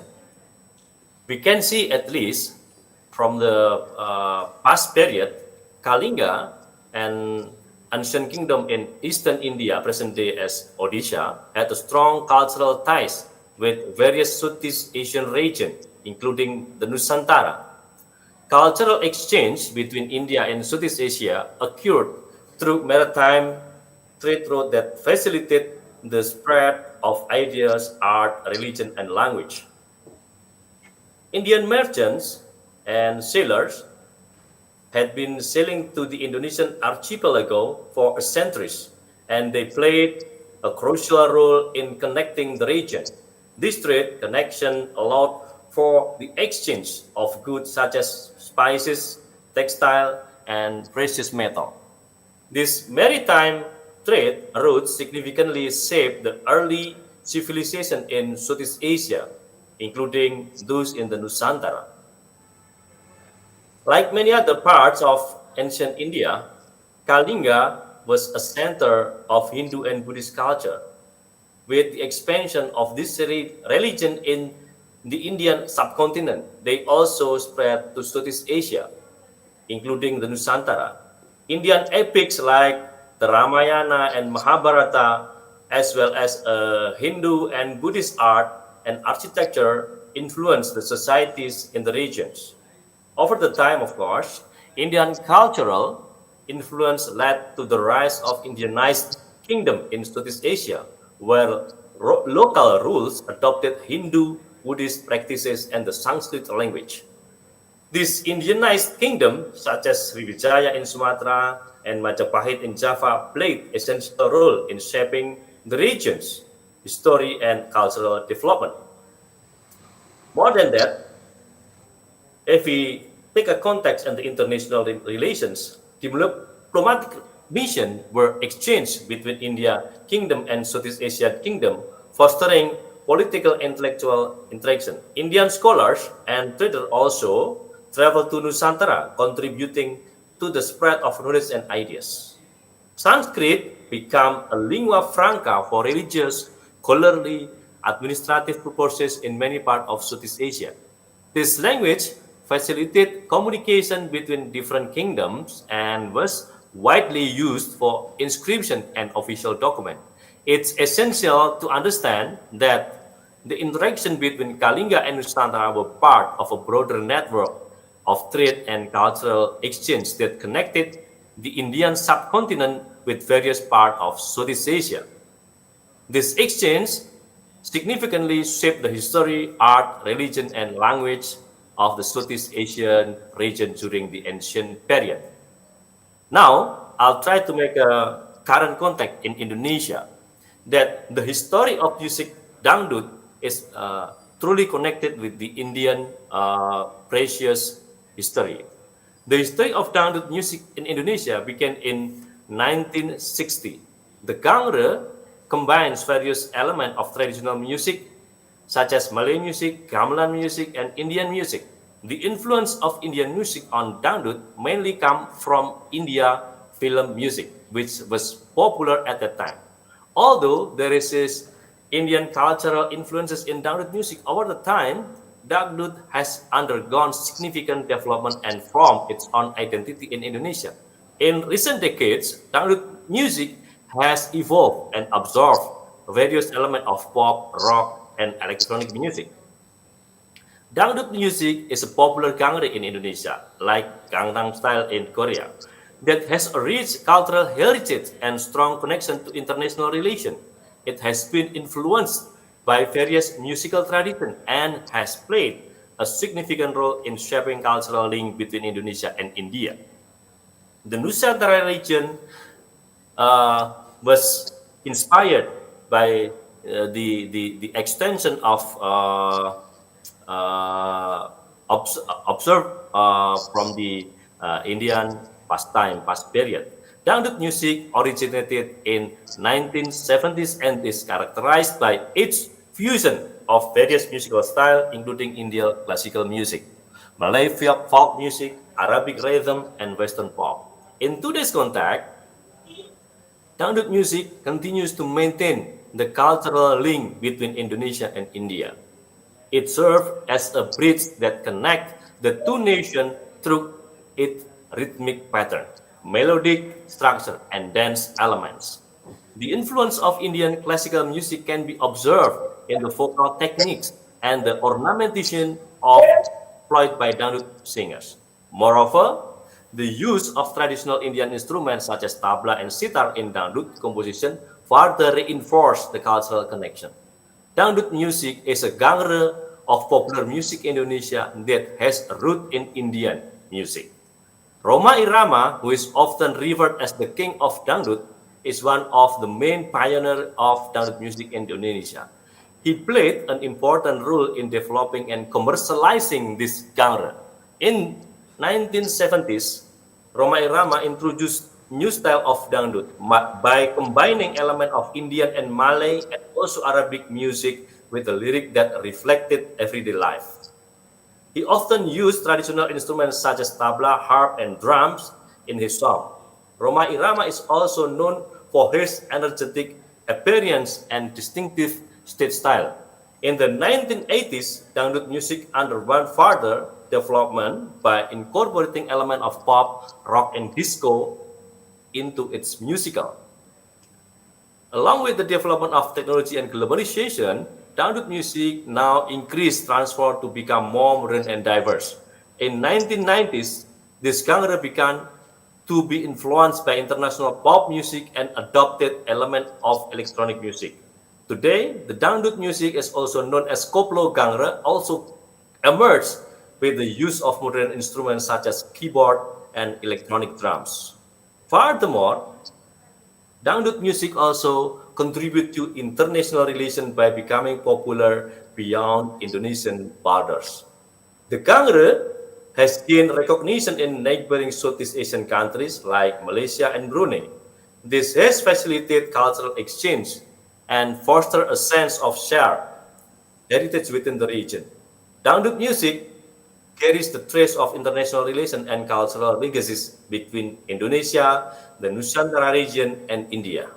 Its evolution and fusion of musical style reflect the historical connection between these regions, particularly through the influence of the Kalinga kingdom, in link and serve as a testament to the vibrant and diverse musical heritage of Southeast Asia.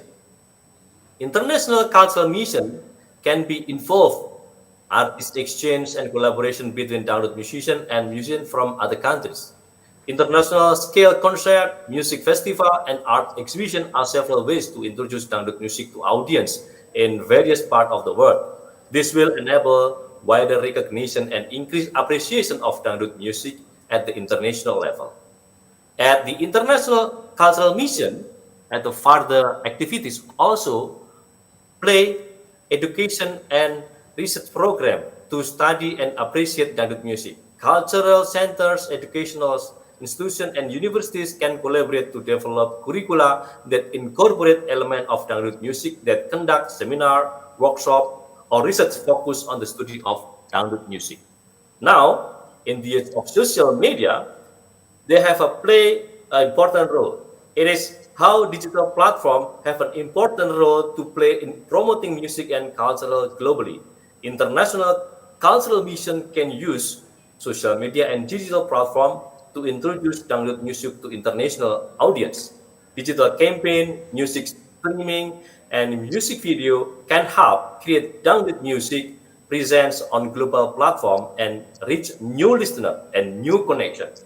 International cultural mission are ongoing endeavors and involve collaboration between government, artists, cultural institutions, and communities. The aim is to broaden the understanding, appreciation, and influence of country's culture and international level connection, including the extending of dangdut music and reconnected with Indian music.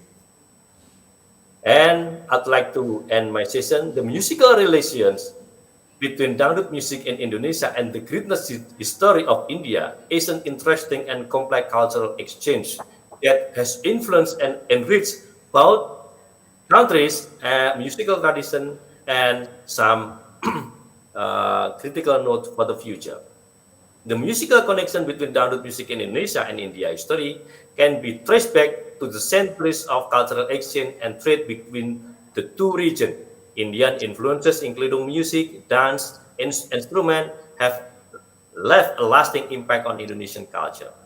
Dangdut music exhibit clear element of Indian classic music as certain ragas melodic frameworks, rhythmic pattern, and vocal ornamentation. This fusion of Indian element with Indonesian style has given birth to a unique vibrant musical genre. While dangdut music draws from Indian musical tradition, it has evolved and adapted to suit the local tastes and preferences to the Indonesian listener, has also contributed to the widespread of popularity and cultural significance of dangdut Indonesia and around the world. Dangdut music now has played crucial role in Indonesian identity and cultural expression.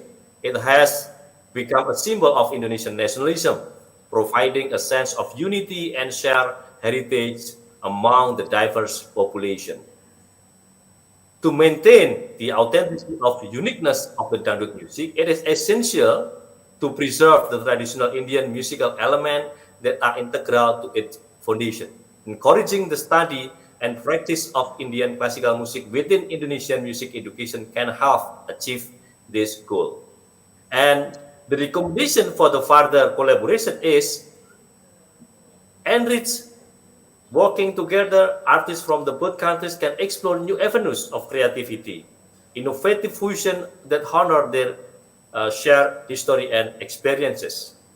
Organizing cultural exchange program and music festival that showcase both dangdut music and Indian classical music can foster a deeper understanding and appreciation of each musical heritage among audiences from both countries.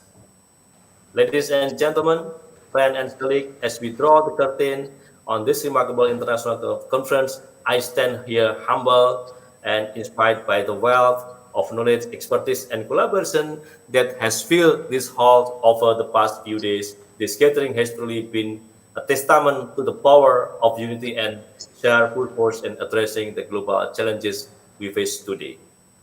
And without music, life would be blind. Thank you and very good morning.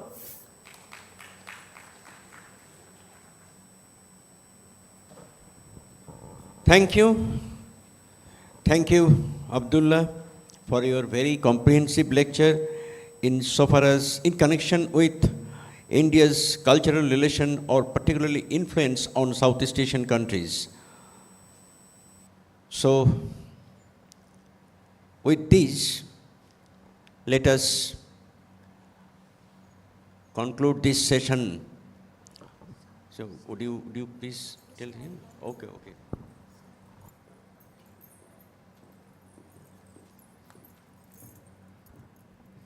So I'd like to invite the chairperson of this plenary session third, Dr. Krishnendu Rai, to deliver his closing remarks.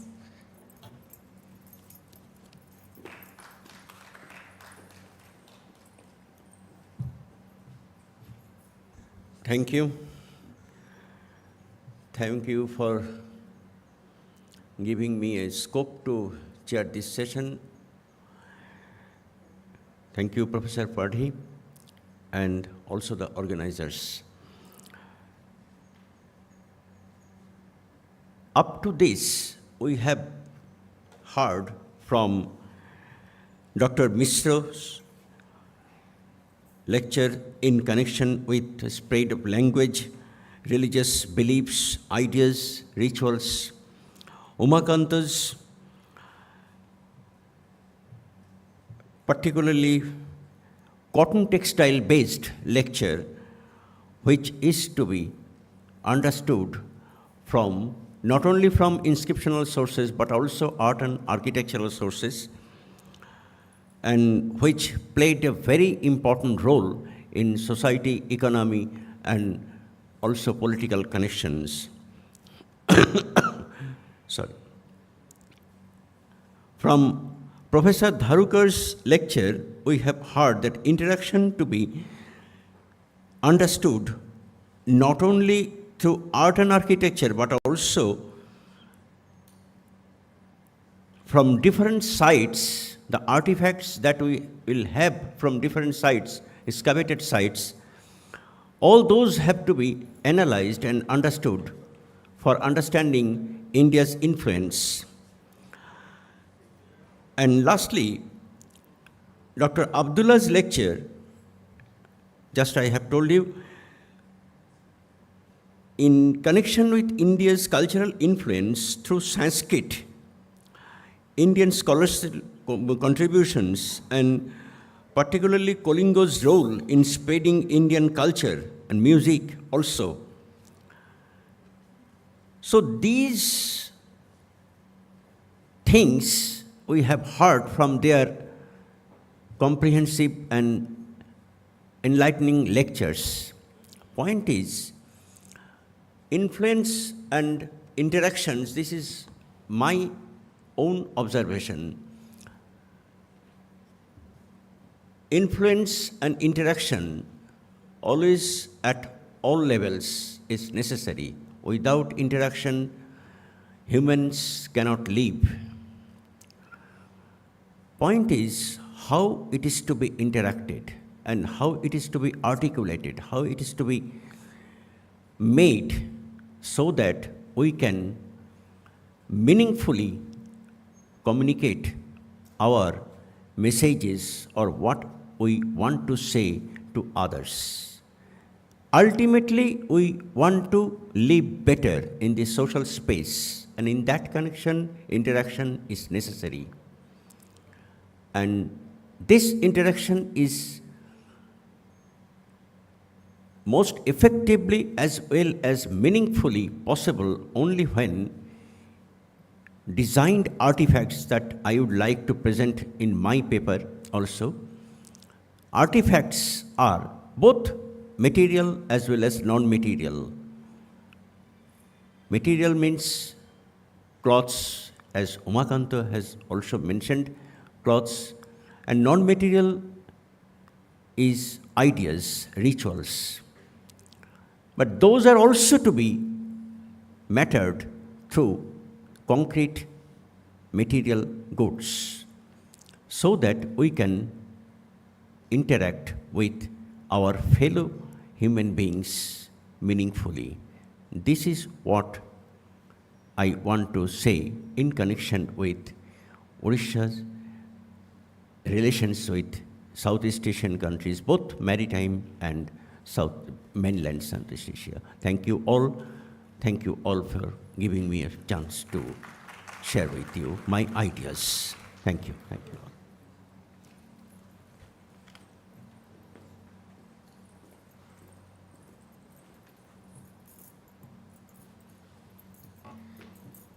Now I would like to request the organizers for felicitating the chairperson and the speakers.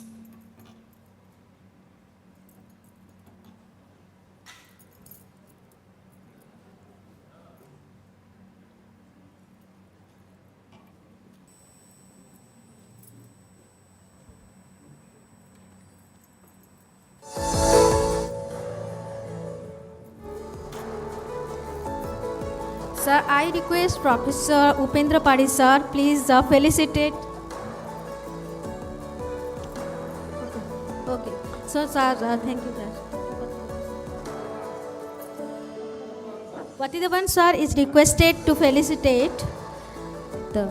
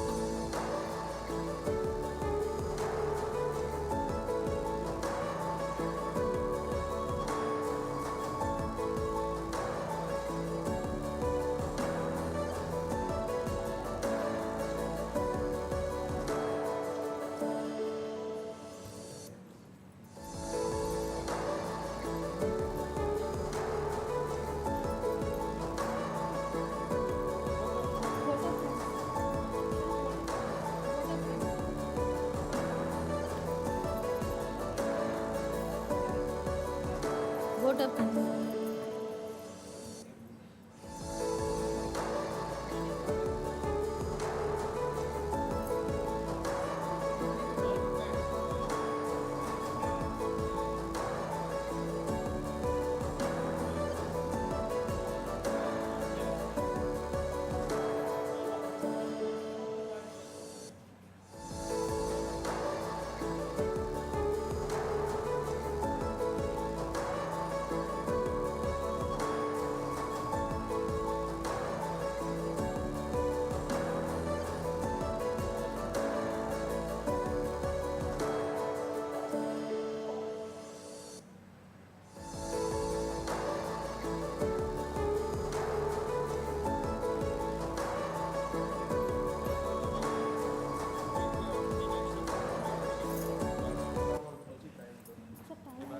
Time ଅଛି କଥା ହେଇଯିବ ସରିଗଲା ତ ଆରାମ କଲେଣି ଆଉ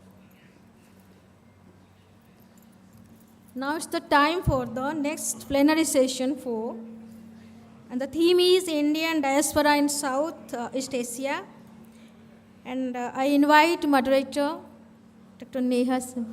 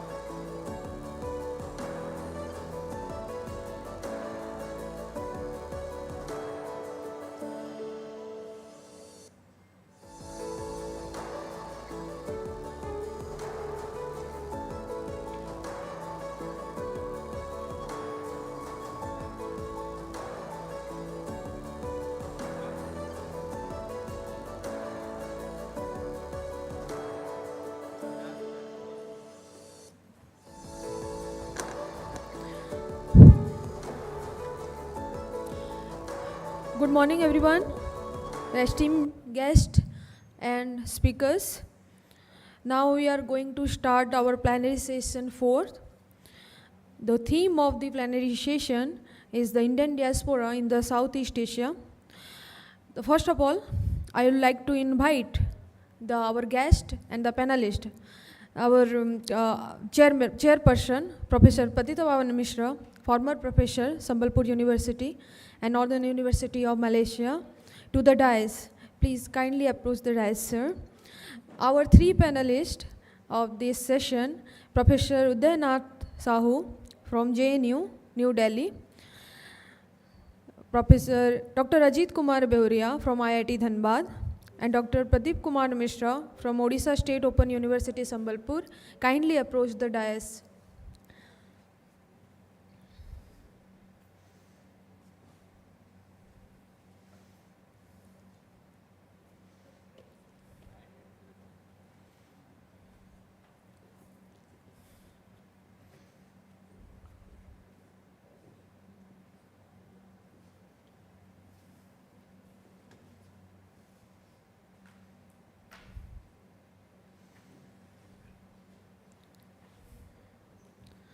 I again welcome you to the second day of the second international conference of Kalinga in Southeast Asia, the civilization linkages. Now I request our volunteers to provide saplings and badges to the guests.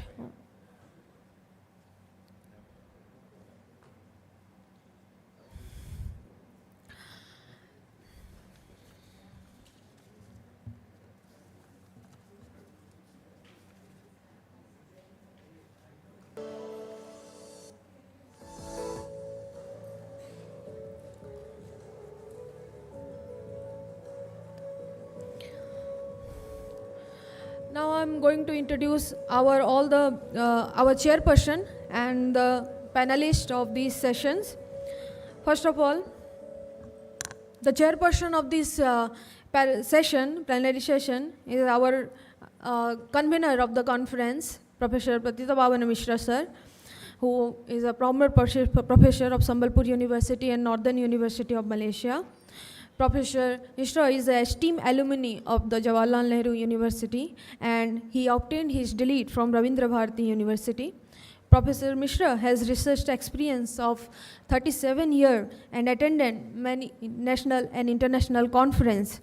He has been abroad multiple times to the many countries of the world like USA, UK, Poland, Russia, Thailand, Malaysia, Indonesia, Vietnam, etc. He is the author of more than 27 research articles and 6 books. He was also the president of Odisha History Congress, and he was honored with the as a sectional president of Indian History Congress. He was a fellow of ICHR as well as many other reputed national and international fellowship. Welcome you, sir. Our three panelists, first of all, I would like to introduce our first panelist, Professor Udaynath Sahu, Professor Central of Indian Language, School of Language and Literature and Culture Study, Jawaharlal Nehru, New Delhi. He is the chair professor of Adikavi Sarla Das Chair of Odia Study. He was former professor and head of postgraduate department of Odia, Utkal University, Bani, Bihar.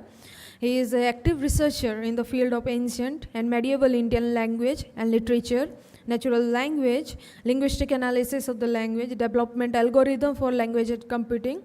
He has worked in the technological tool by using the language, comparative literature, like great epics of Mahabharata and Bhagavata, Odia, Bengali and Assamese. He has a very vast experience, teaching experience of 40 years. I welcome you, sir. Our next speaker, Dr. Ajit Kumar Behuria. Dr. Ajit Kumar Behuria is Associate Professor in Philosophy, Department of Humanity and Social Sciences, IIT Dhanbad. He obtained his PhD from Indian Institute of Technology, Kharagpur.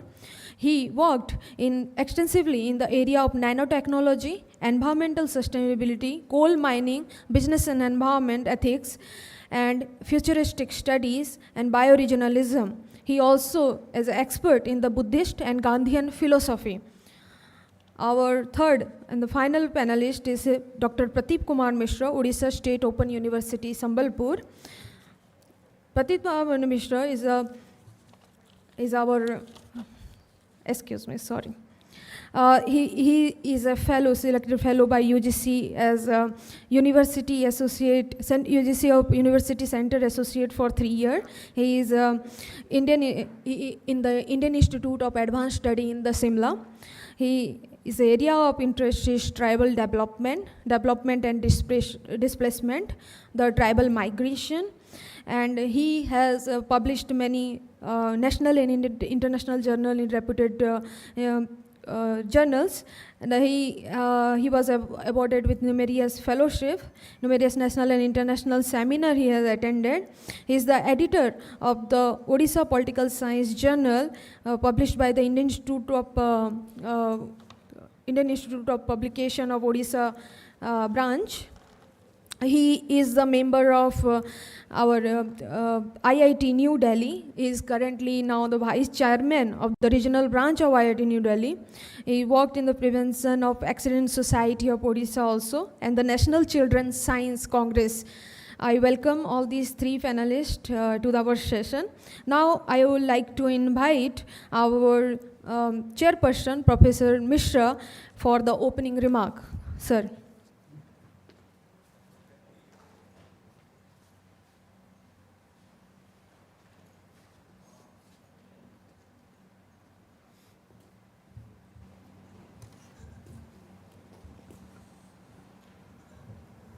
Good morning to all of you. Mr. Chairman, Professor Padhi, and our panelist, Dr. Behuria, then Professor Sahu, Dr. Mishra, and Neha Sama, and the dignitaries who have contributed immensely to the region. They're sitting here, and my dear students and students from Revensa and Institute of Media Studies, ladies and gentlemen. Today's plenary session deals with the diaspora community of Indians in Southeast Asia. As far as diaspora is concerned, Indian diaspora throughout the world, whether in the Western Hemisphere of the United States of America, or the United Kingdom in the West, or in the East, China, Japan, and our Southeast Asian countries, they form an important segment of Indian ethos, culture, and even diplomacy. About 32 million Indians are there throughout the world. They are divided into two categories: non-resident Indians or NRI, and people of Indian origin, PIO. And among all these countries, Saudi Arabia offers the highest, followed by the United States of America. Coming to Southeast Asia, our area of focus, in countries like Indonesia, the Philippines, Thailand, the Indians constitute about 1 lakh to 2 lakh in number.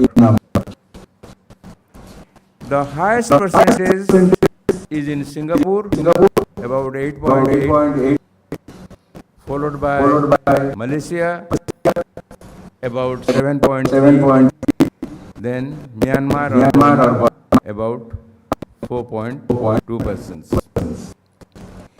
These Indians, they can be categorized as India's soft power diplomacy, and we'll see in course of our deliberation of this plenary session how far these things are important and why we should strive for more of Indianness into these people of Indian origin.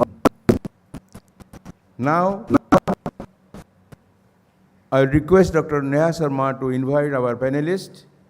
Then after that, we will have a concluding remark and end this session. Thank you. Thank you, all of you.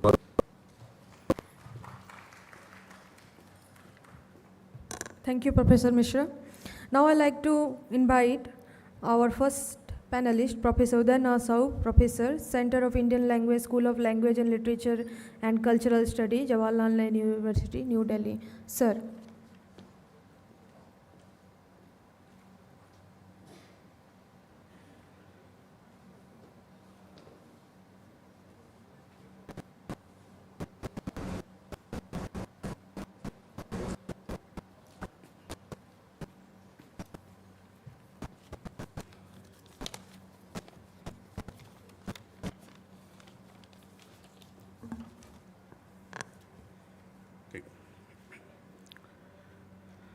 Jai Jagannath.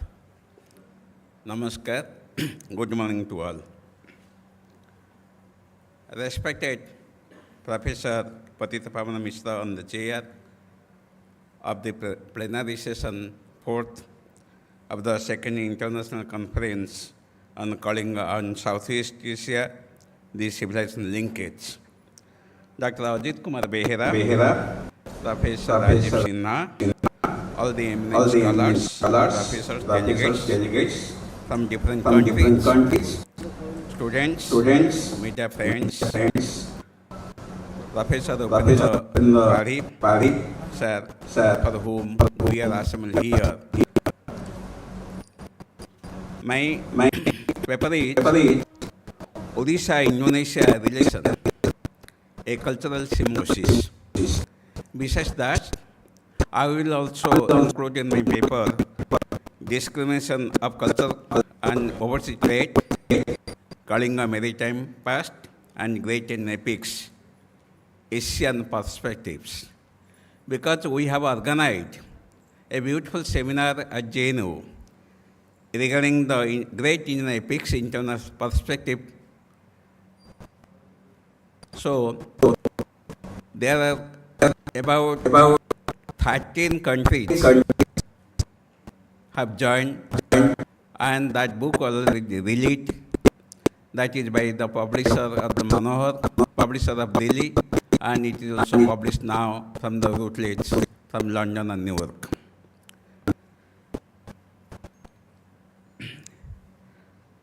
Now I start my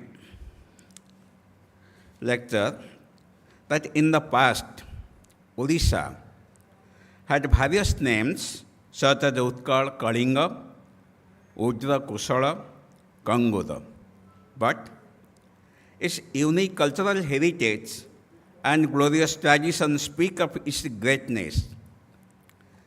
Going to by the myths, we find in the Sanskrit Mahabharata, Adi Parva, an interesting account of a queen called Sudeshma being united with a rishi called Dirghatama, who gave birth 5 sons. Those are Anga, Banga, Kalinga, Sudeshma, Apanna. Kalinga is mentioned also in Ramayana, that is Kiskindha Kanda, Skanda Purana, Brahmanda Purana, Kapila Sanghita, Kautilya Arthashastra, and in magazines, book on India, that is Indica, as Kalinga Tharvishi. This is the identity of Kalinga from the perhaps 2000, more than 2000 BC in Sanskrit Mahabharata written version.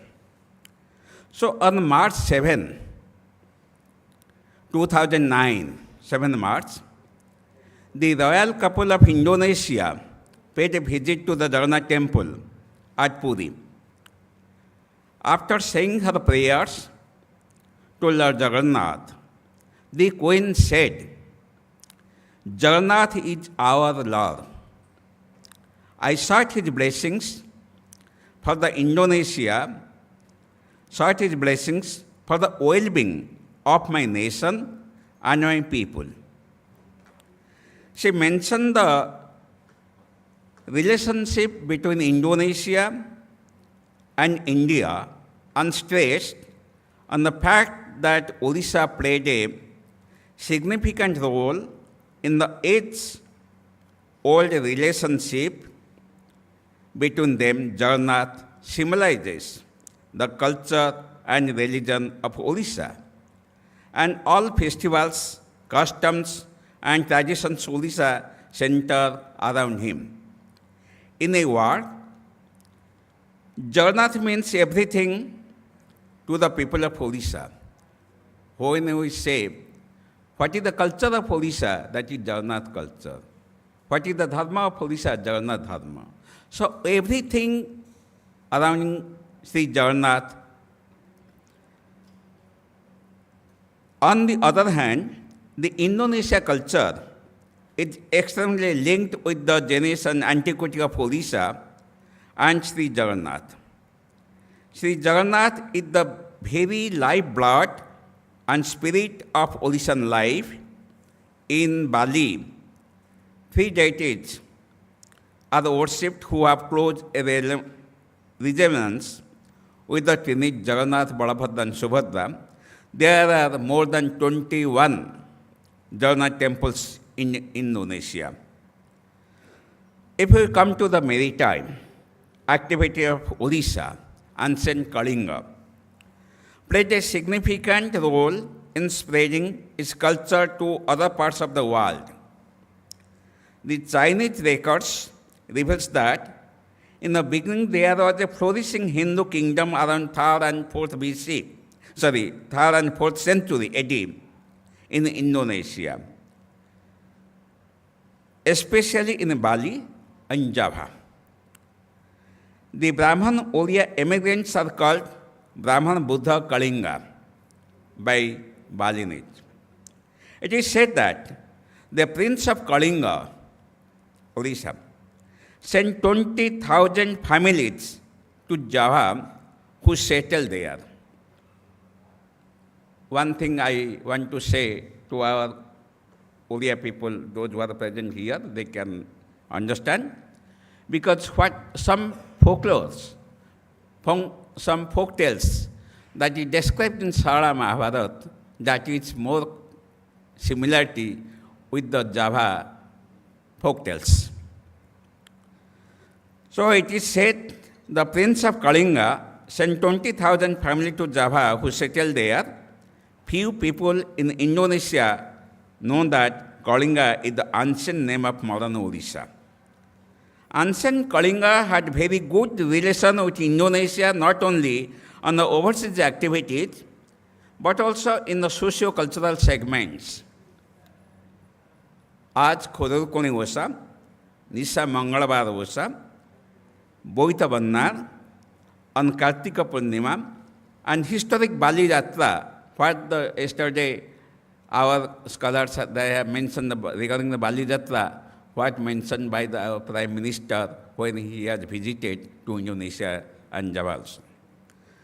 So, on the full moon day of Kartika, people float tiny vessels made by Burma pills, cardboard, burning wicks, betel leaf, and betel knot on it memory of the days of their maritime prosperity.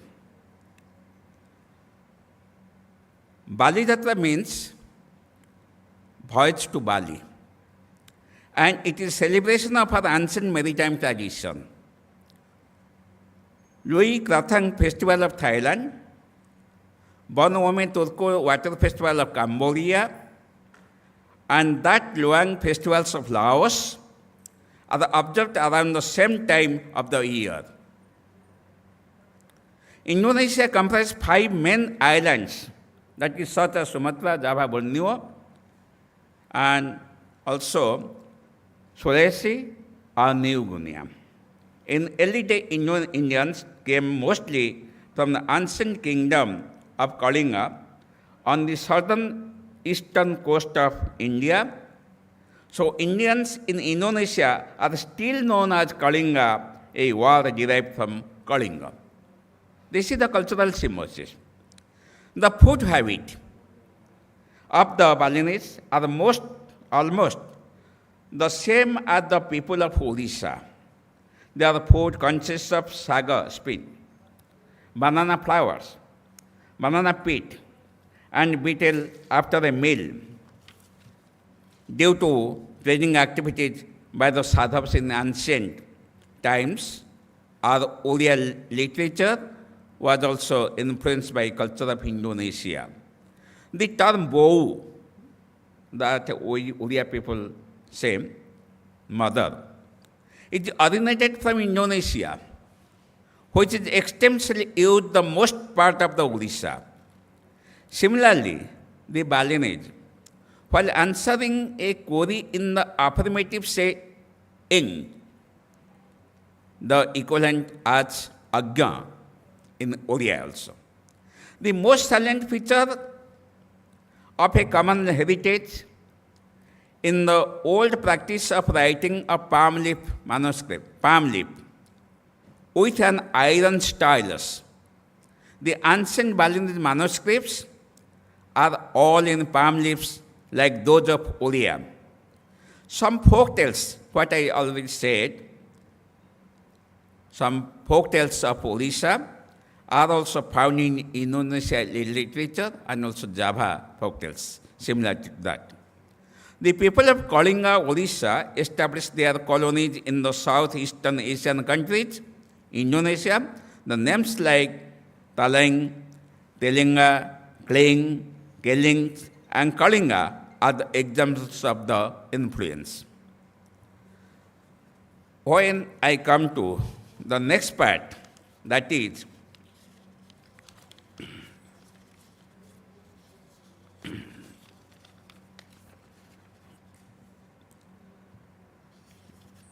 the dissemination of culture and overseas trade, that is Kalinga maritime past. So with a coastline of about 500 kilometers, Kalinga was a seafaring nation that had developed trade and commerce with a pair of places: Africa, Rome, South Asia, Burma, Ceylon, Indochina, China, that is in Raghuvansha, Kalidas levels. The king of Kalinga, that is the lord of sea, we say Mahodadhipati. Mahodadhipati, the lord of sea. The Bay of Bengal was then known as Kalinga Sagar, what is now known as Bay of Bengal.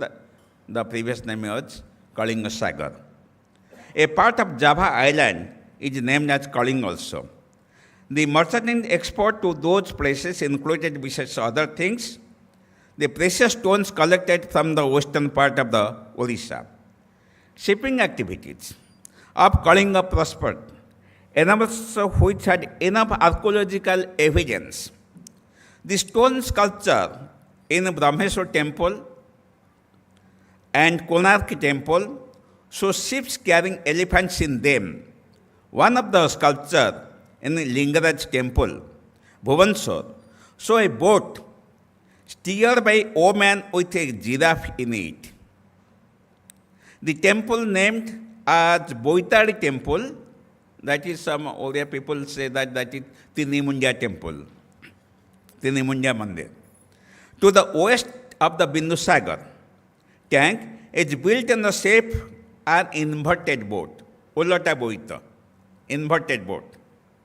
The archaeology exhibition at Shishupalgarh, Jaugarh, Tamrapalli Palor, Manikapatana, and Kalingapatnam testify that Kalinga had foreign contacts in the ancient times. It is revealed that Kalinga had a major store in the overseas expansion and colonization. Ptolemy, that Greek geographer, which belongs to 2nd AD, refers to the famous port of Kalinga named Palur from the ships. This marked directly across the Bay of Bengal to the Southeast Asian countries. Another important part of the Kalinga was Tolo, was referred by Huensa. It is also mentioned in Sarada's Mahabharata Pithunda was a flourishing seaport of Kalinga, which is reflected in the Hathigumpha inscription. It is presumed that articles like spices, betel nuts, perfumes, aloes, silks, fabrics, paper, salt, jewels, ivory, cotton, oilseeds, diamond, other agricultural products, and even elephants were exported to foreign countries from Kalinga. Kalinga had overseas trade links with Africa, Burma, Java, Bali, Malaya Peninsula, Cambodia, China, Sri Lanka, etc. So Kalinga had active trade contact with the Western world, especially with the Roman Empire. Overseas trade was profitable and the Kalingan economy was prosperous only because of this. So interaction of Kalinga with the islands of Java, Bali, Sumatra, Borneo, finally leading from trade to culture, political and religious activity. The transmission of Kalinga culture to distant parts of the Southeast Asia, Sri Lanka and other places in the greatest achievement of the people of Kalinga. Regarding the great Indian epics of the Asian perspectives, I have point out only 2 points. For over a period of 1,000 years, Valmiki Ramayana and Vyasa Mahabharata have recorded special space in the hearts of millions of people in the Southeast Asia who take pride in regarding them as a part of their national identity. Countries such as Thailand, Cambodia, Indonesia, and Malaysia were ruled by Hindu-Buddhist kings Sri Vijaya, Shalendra, Matram dynasty between 700 and 1600 AD. It is on record that 500 to 600 ships from Baleswara of Odisha carrying salt used to sail to the port of Rangoon, Madras, Ceylon, and pair of islands such as Java, Sumatra, Borneo, and Bali, etc. Since that period, the Ramayana has become their cultural property, which they used in the form of drama, dance, music, painting, and sculpture. The story of Ramayana is retold in Southeast Asia languages such as Burmese, Cambodian, Thai, Japanese, Malayalam, Indonesia, and Tagalog, etc.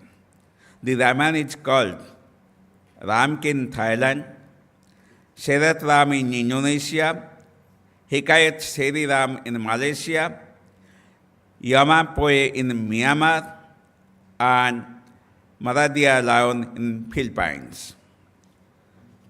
Lastly, I want to say something regarding the Mahabharata that is discovered in Japan. In India, there are more than 3,000 vernacular avatars of the Ramayana and maybe an equal number of Mahabharata. At the national level, such as Adhatma Ramayana in Sanskrit and Ramacharita in Hindi are quite popular. The local versions take the liberty to shape the text their own way. When that is Kambanarayan in Tamil, Ijot Ramayana in Malayalam, and Vichitra Ramayana that is discovered recently written by Siddhasodas of the Kasaladas in 15th century, and that is also translated from Oriya to English by our Chair Jenu. The discovery of Sala's Mahabharata in Japan is strange, but true. It is for the first time that a vernacular edition based on Vyasa's text has created sensation among the scholars of a Southeast Asian country. A public manuscript of Sala Mahabharata, the first vernacular epic in India, was found in Tushima-go village of Ehima Prefecture in Shikoku Island, Japan, popularly known as Tushima Bayou. It was said that to be transmitted to the said village in the middle of the 18th century during the Edo period. It is now declared as the important cultural property of that city of Quito. It is a voluminous text having 221 folios inscribed on both the sides, containing the first part of the Sala Mahabharata, the Aranya Parva. In recent years, a scientific research work was conducted with a grant from the Japan government. In that project, I am also one of the overseas researchers. I am working there for the last 7 years. The diplomatic edition is Romanized from a complete. A research work of the critical edition with a Japanese translation is in progress. So we have, Kalinga has the actually cultural symbiosis with Southeast Asia. Thank you. Thank you.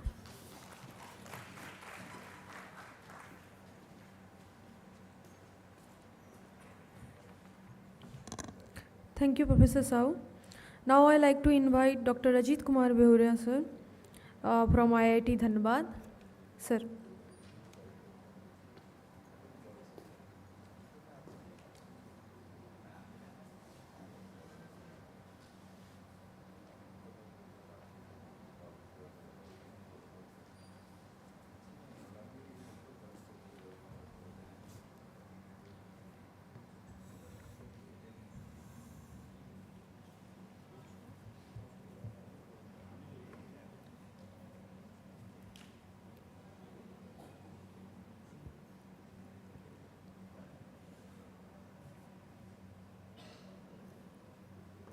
Chairman of the session, Professor Patit Pavan Mishra and Professor Udayanath Sahu and Pradeep Kumar Mishra and Dr. Neha Sharma, all the dignitaries of the dais, Sri Bachan Kumar sir, and Professor Padi, the chairman of the conference, all other dignitaries, both India and abroad, and scholars, students, ladies and gentlemen. A very good afternoon to all of you. And today I'm going to speak something on the sessional topic, Indian diaspora in Southeast Asia. It's a kind of descriptive analysis, rather more informative. And I would like to directly give the information about these things, how it's happening. Over here, 4 things I have described. One is what is diaspora, what is Indian diaspora, and its impact, and the present situation. So these are basically broadly the 4 things. There are few slides. Everything is presented in the slide. Of course, I'll explain you entire thing in brief. Thank you. Now, the thing is, if you see diaspora, originally this word came from the Greeks, and those who have dispersion from the, Gentiles. Gentiles are the persons, those who are not from Greece. Okay, they are called Gentiles. So originally this word came from there. Okay. Actually, the meaning of this word is when people living far from their homes and for some kind of community with each other, because we are from different places, and maintain a kind of relationship with the people from the similar place or from the same land, is called the diaspora. This is the actual meaning. And some of these essential features of this diaspora are, they all have a memory. Now we know that when we are working outside, most of the times we have because I am from Orissa, all the time I have this original, for the last 20 years I have been trying how to come back to Orissa. Because this motherland, all the time it is there, the memory of this original motherland. And it is a kind of alienation. We will feel separated, staying away, marginalization, exclusion, relationship with the kins, some kind of relationship, maybe over phone and other things which are there, and reserve some kind of ethnic boundaries, thinking that I am from this community and this is my area, and a kind of ongoing relationship with my ancestors, and kind of idealization, if not actually, with whether I can return back to my place or not, but some kind of idealization, I belongs to this place and this area, okay? And the importance of this concept has many things, like the kind of human experience, it becomes more diverse as person, identity issues, longing, we all the time feel like how to return back to my place. So these are the few conceptual things which often associated with these things. And interest of the state, it has a political, economic, and cultural mobilization. So all these things started because there is a kind of diasporic, background. Now, there are international organizations which deals with the development and the relationship and international relations. So these are basically different concepts which are associated with diasporas. Okay. Now, diaspora is almost like a banyan tree, you can see. They have a link with the mother. At the same time, they have supporting roots. So even if the mother disappears or the ancestor disappears, still they can exist. But at the same time, they have a link with these things. It's exactly one can represent diaspora in the terms of this kind of things. Okay. Now the Indian diaspora, this is the meaning of the diaspora. What is the Indian diaspora? Now the Indian diaspora is the people, those who have migrated from this territory and their descendants. And so there are more than 20, people say even 27, 28 million composed of NRIs, and the persons of Indian origin, PIOs. So these are the two things are there. Okay. So Indian diaspora, they have gone to several countries. Approximately one can say there are more than 110 countries where this Indian diaspora is there. There are many sub-ethnic groups, diverse occupation, income, business, different groups, religio, and the sectoral things also there over there. And Indian diaspora, if you see a bit more closely, there is a kind of mass migration has started 19th century because of colonial influence and other things. There are some 28 million they have migrated between 1846 to 32 before our independence, and 4.5 million approximately they are in Malaya and Burma between 1882 and 1937, mostly working class, coolies because of this plantation, sugar and the rubber plantation there, and they are basically the workers. Now, post-independence, there were migration to Britain, US, okay? And since 70s, there are highly skilled migrants to US, Canada, and Australia in search of job and other things there, okay? Now, if you see these statistics over here, we have given how different countries it is there, Canada, US, UK, and if we see the Southeast Asian countries, and Myanmar, Malaysia, Singapore, Australia, in each country which has been given in this in detail. And now the thing is Indian diaspora in general, so we have around 17%, this is 2001 data, now it must be a little bit higher. So the Myanmar around 17%, okay, and other countries, Malaysia, Saudi, UK, and other countries, it is there. Okay. USA is also there, 10%.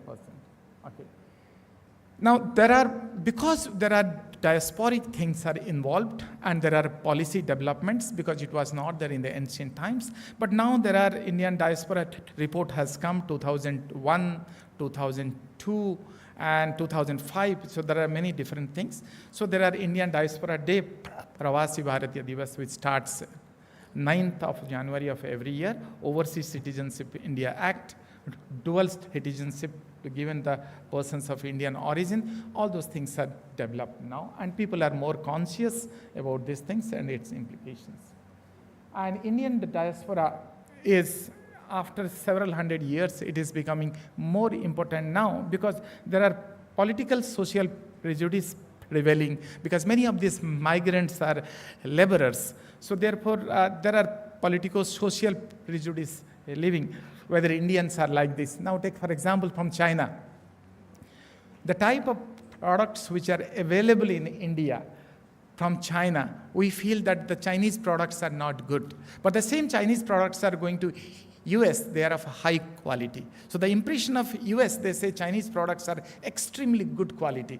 But the things which come to India, we feel that the Chinese products are very low quality. It depends on which type of. So because our migrants are mostly laborers, so they have an idea about them in Malaysia and other countries because Indians, but that is not the true. And the traders and other community, their number is comparatively less. So there are socio-political prejudice prevailing against the people of Indian origin, mostly those countries where the India were bringing indentured laborers, kind of agreement because of the British things during the colonial period. And over the time, they became very strong because of the business and other ties, education, the strong and prosperous communities, now Indians. Okay. Now, this is the map of these things. Now, Indians have established, of course, they have these colonial things and reasons in Indonesia and Malaysia, Vietnam, Thailand, Siam, and the people of this, and of course, because of this ancient relationship, way of life, we have an Indic way of life, mingled with so many things, mixed, crisscrossing, and overlapping on each other. So the kings and the kingdoms, they have Indian names, their common masses, religion, and they have Saivism, Buddhism, Vaishnavism, different Hindu thoughts are there, Sanskrit language for their administrative work, got Indian epics, Ramayana, Mahabharata, of course, they are a little bit twisted somewhere, Puranas translated into local languages, many art, architecture also you will find the similar things. Now they have eastern, southern trade communities from the eastern, southern and the western ports of India ventured. They have settled there at the different, and the littoral regions, meaning the frontier regions of this, Sumatra, Java, Bali, adjacent of Malacca and the Sunda Straits were different and safe to the Indian traders communities from Kalinga, Nagapattinam, and Kutch region. These straits are full of opportunities because long presence of gold on both the coastal sides. Both sides are Malaya Peninsula, Sumatra, Java, and southern, even up to the southern Vietnam and China. And if you see this entire thing of migration, which has started 3 different phases, ancient, medieval, and post-Cold War period. So the first phase is not documented, but there are references found in Indian mythological and classical texts. Other inscriptions also you can find these things. So ancient periods can found between north and the south Indian things, Srunga, Satavahana, Nanda, Maurya, Kalinga, Gupta, Pallava, Chalukya, Pandya, and Chola, and they are documented, and their inscriptions also it is found some places. Okay. Now, Indian settlements in the Southeast countries, Java during 9th century, they got mixed with the locals. Of course, so many years they have lived over there. And you can see that they call the people of Kalinga different names. Kalinga people, Aryas, Sinhalese, and Pandyakera, Pandyas, Keralites, the Dravidians, and they are the Chams and Khmers. And of course, in Southeast Asian countries, the people, those who are from the western sides, Gujaratis and Sindhis, they have settled for their business interests. At Sumatra, they are also there. And so if you see this broadly, this area, which is divided into 3 different zones, and this Swarnabhumi, Malaya Peninsula is called Swarnabhumi, and Swarnadeep, which is Sumatra, and Java Deep, Java, and which can be also found in the Lobotua inscriptions from 10th century, okay, and from Surasho inscriptions of Old Malaya and Tamil of the 14th century, you can find some of the informations and all. If you see the religions and these gods, of course, because they are there are cultural influences are there. So those things you can find thousands of temples, stupas and biharas, and where there are statues of Shiva, Vishnu, Brahma, and Ganesha, Durga, Gautam Buddha, Bodhisattva, and all these things were carved. Some of them are still found in the ancient glories of different things. Stories related to Choras, Srivijaya and Chola, Pallava, Champa kingdoms, okay, King Nandivarman, okay. All these things can be put in under one umbrella.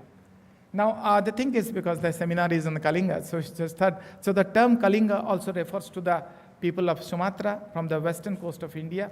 In fact, if I have seen this maritime history of India of Sridharan, so there it was written, in fact, we saw in some of the references, it is the Kalinga people who are responsible for having initiated the, the first journey, the spirit of, immigrating to Java. So Kalinga has its own importance. They are probably the first people, those who have gone there. So that type of things are also there. So the second phase witnessed by the migration by the British East India Company, and they have, because they have the interest of rubber plantation and coffee and tea plantation. So what happened? So they took this Indian people laborers. So they filled their new colonies of Malaysia, Indonesia, Suriname, Reunion is there, Fiji, Mauritius, Trinidad and Tobago, even some of these African countries. So those things were there. So they were by load some kind of higher wages, and they forced them to go to those countries and all. Okay. So there's a large-scale migration happened probably towards the early 19th century and 20th century, and it is a kind of indenture or Angani system, a kind of agreement between the things that you have to go for certain ages and all. Many of them, they didn't come back, they have settled over there. Afterwards, Indian National Army by Subhash Chandra Bose time and all. So many of these people, those who went to Malaysia to fight during Second World War, and they have also settled over there. Okay. Then there was free immigrations for the clerks and the traders, bureaucrats, professionals for their livelihood. After independence, of course, many people went to all these Southeast Asian countries, and after 70s, things were moving even higher, like Singapore, Malaysia, many are going there. Okay. Now the third phase, which started post-colonial, or rather post-globalization era, when Indian traders, they thought that probably this is the best place where they can do the business. They expand their trade business. You can find Sindhis, Gujaratis, Odias, Tamils, Kannada people over there. And there is a slow, steady migration to those places. So Indian community constitutes approximately 7.3% of Malaysia's population. Probably it is 2001 things. And Myanmar's population are around 5% and 9.71% of Singapore's population. Now the Indian cultural influence in the Southeast Asia, because of these diasporic things, we have a kind of thing. So one thing, it has been told again and again yesterday by some of our erudite speakers, and they were there, it was not by military or by force, rather it was more into business and cultural things. And by persuasion, devotion to their work and the deeds, missionary activities of this Hinduism and this Buddhism, and they have established their monasteries and ashrams, many of these places, and the Hindus, Buddhist culture, they have permeated the life also the people. They have elevated the Southeast Asian lifestyle, their spirituality, so they became part and parcel of these things. And people felt that the Indians, or rather the people of India, elevated their lifestyle and understanding. So Southeast Asians was under Indian influence around 200 BC until 15th century. And Indianizer aspects of Southeast Asia is found. Even you will find individually, I have written down everything, but the time constraint, so we have just kept it out. It is their architecture. You can see that Angkor Wat and Jagannath temple, as our professor from Cambodia was speaking, there is a kind of similarity, and many of the things are similar. Architecture, their religion, art, and culture, you can find these things, and society, literature, and maritime activities, trade, cuisine, even our curry and all these things, language, so everything, there is a kind of similarity, overlapping things are there. So if you see these things, now this is gone. Now the present scenario, what is happening? Of course, there are erudite thinkers are there, like Professor Patitapan Mishra, he might be knowing much more. So the Malaysia, which consists the Indians, those who stay, Tamils, which are 80%, bulk of them are Hindus, and because they came from plantation and industries, now, so their educational and economic progress is not up to the mark. So there is, so that they are below some kind of average Malaysian things. So affirmative actions programs normally which happens in many of the countries, but as I know, I just got some of these places, some of the articles, they had given to these Bhumiputras and the people of this Malaysian people, and which is not given to the Indians, those who stayed in Malaysia. So which creates a problem, because it's a diasporic issue. We being Indians, we feel little concern about that. Okay. Now the second thing is Indians, it is one of the poorest section in general. There are, of course, some business people, those who are very affluent, but there are most of the people, they are concerned there. Still they find themselves denied citizenship, even identity card, because they are the laborers. For the last 3-4 generations, they have been staying over there. There is a kind of widespread allegations, serious discriminations, which is we do not know how the things are projected, but some of these places it was been found. And the Indian community in matters of education, basic citizens' right, economic well-being, housing, licensing, and trade regulations, and the government allocations, they are a little discriminated, okay? And it's more into a kind of Islamization, led to a rapid marginalization of the ethnic Indians, basically the Hindus, okay? So the largest public protest also happened at Kuala Lumpur in 2007, and which was not of much, output, that means positive output. So religious persecutions against Indians, especially Hindus, denial of political rights, ethnic, it is there in some form or other, a little bit, okay. Now the Hindu Rights Acts, HINDRAF, which is also, he is speaking out all those issues. Probably they are taking up things. Unofficial policy of temple demolition and other things are going on sometime. Maybe those things can be, they can be addressed in some other way. And substantial improvement which hasn't been done and all these things. And still if you see this Murthy, who is the chief of these things, the HINDRAF, he says still people treat them as third-class citizens and all. But the similar thing happens in Myanmar. They say, as per the Singhvi committee report, and there are more than 4 lakhs of them are stateless because of this new policies in Myanmar and new Burmese citizenship law. So they are deemed to be stateless, so which creates a problem for them. Okay. Now, in Yangon also, if you see most of these places, so the people of Indian origins are engaged not in higher jobs, they are more into domestic helps, mechanics, construction workers, and these things are there. So we must also, if possible, take care of these things. So hardly any Indian student which is there in the colleges and the universities, they have been, and so the professional class, which is, their class is not that much. So no socio-political clout and all, had no rights either in this land and their origin and the land of their adoptions, people often say. So India government is now taking a note of these things, and which is totally different in Singapore. If you see, it is very different because the people, those who migrate to Singapore, they are highly skilled and educated, and they have better jobs, they are well paid compared to Malay and the Chinese people, and they earn monthly income, even they represent in their politics, and two of their presidents are from Indian origin, and they are in judiciary, executives and other things, so which is there. Singapore is totally different, whereas another side, Malaysia and Burma, it's a little different.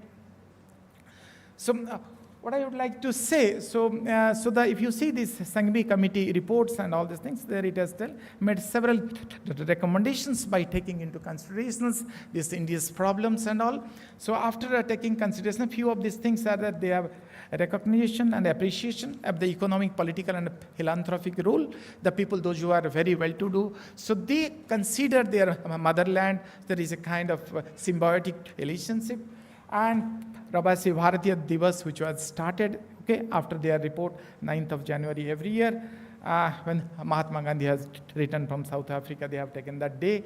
So Prabasi, the Sanman Award is also, they are giving to all the PIOs and NRIs. And second thing is there is a dual citizenship, which is recommended to the diaspora with appropriate safeguards and all, Indian national developments, country-specific plans for enhancing an activity. There is a single window by which they can do these things.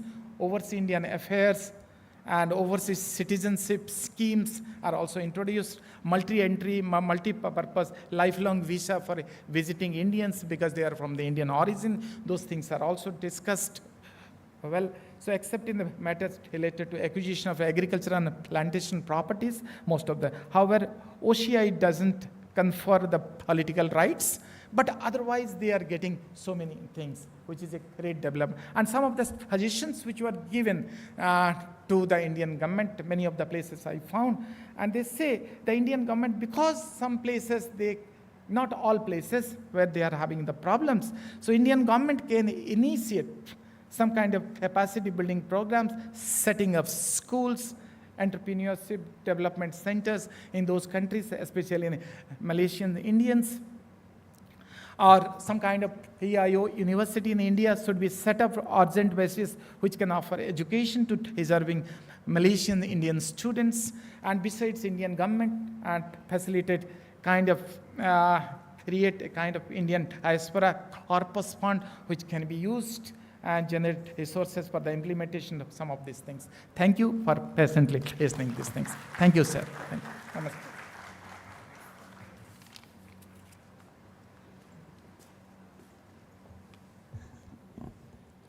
Thank you, Dr. Behuria. That was a really nice and extensive talk on the Indian diaspora. Now I request Dr. Pradeep Kumar Mishra, Odisha State Open University, Sambalpur, to deliver his talk.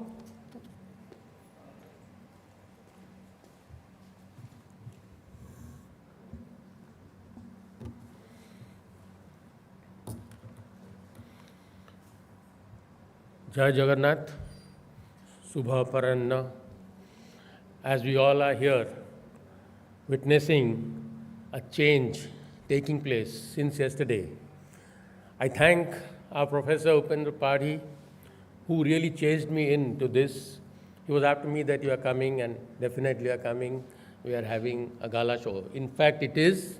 So I appreciate from yesterday till today, and there is a tomorrow, we will be coming out with a lot of new thoughts. All of us know that without a manthan, there cannot be a chintan. Ideas will come only when we churn, and so many galaxy of speakers have gone before me, those who have talked threadbare. In fact, Icich sir, in his textile coming from IIT, has really made some surgical strikes and made my job easy, as we will be colliding at different places. But what I've tried to do, I'll be more human on the humanities side, because I am trained in public administration and political science. So we will look at diplomacy, we'll look at the diaspora, and how diaspora is very important today, and what are we doing really. So, esteemed chairman and all panelists on the dais, Neha, thanks for the sweet introduction, and all present, all known faces, most of them are known faces and have become known in the last 2 days. My first question is why we are focusing on Southeast Asia now. In fact, yes, we had a glorious past, Kalinga, and so many things have been talked about. The people traveling across the sea at those point of time. Today, it's just flying off anywhere you like. But at that time, navigation, as we know, was looking at the stars and the ocean currents and all that. Today, we have a lot of surveillance and other systems. So why it has come to focus? Yes, one reason is that globalization has made us a competitive world. So we are now under competition. And we are also looking at a heritage. In fact, India has taken the presidency of G20. And what are its focus areas? There are about 7 areas where we are trying to look at, and task forces have been done. And they are trying to bring in local history and also channelize them from the local to the global. What Mahatma Gandhi had said, you have to always think and locally, but you have to act globally. In fact, that is again coming around. One more interesting thing is that we are looking at China. China was our good friend. And in fact, we have like Danveer, Karn, and all others, we have donated a lot of things to China. In fact, one of them is the seat in the UN. And now when we require, it is not coming to us because of other reasons. So there has been pressure on India, and that pressure has been taken very seriously in the past 10 or 20 years as to how to be a decision maker in the high table. When yesterday I was there, like you students, today I've come here, I'm standing here before you. How this is coming? This is coming through effort, consistent efforts for the past 35 years or so. And so India is a civilizational country. And there are 2, yesterday Madam was saying, Madam Vice Chancellor of JNU, that 2 civilizational and 2 huge states, India and China. Now India has overtaken China in population. At least we are number 1 in something, that is population. So geopolitics and strategic interest has made India now not only a regional player, but a global player too. And very soon we will be the 3rd largest economy in the world, and we are waiting for that. You students here, this is for you to work on that, not to listen here and get away and forget everything. So looking at that, looking at the countries of Southeast Asia, what is the focus? Mainly, I think, Singapore. This side is Singapore, the other side is Dubai. These are the 2 international cities, state. One is a city-state, other is an international city now. Cosmopolitanism is on the growth. So they have come out of the cell. How? Most of us will think that UAE is a conservative society and how Dubai has come this way. Deliberately, they have planned it out, and that's how we have to move. I fear that tomorrow Geo may not work in India, but will work better in Dubai. Because slowly we see investments are going out of the country to other places, but same way it should be coming to us. Another strategic thing which has developed in the past is the expansionism of China.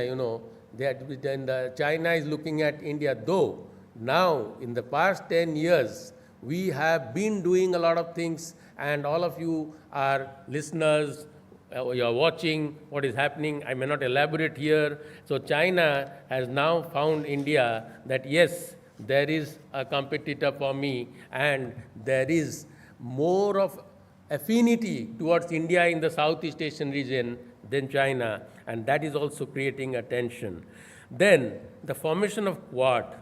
So Quad has also given us a strategic position, and democracy, four democracy, Japan and India, along with Australia and US. So two in this continent, one in US and one in Australia, and what are they looking at? They are watching China and its expansion and how it's going. But coming back, I can say that it is not a concept of today. The globalization phase of 90s had really shaken us because man is a mover and a shaker also.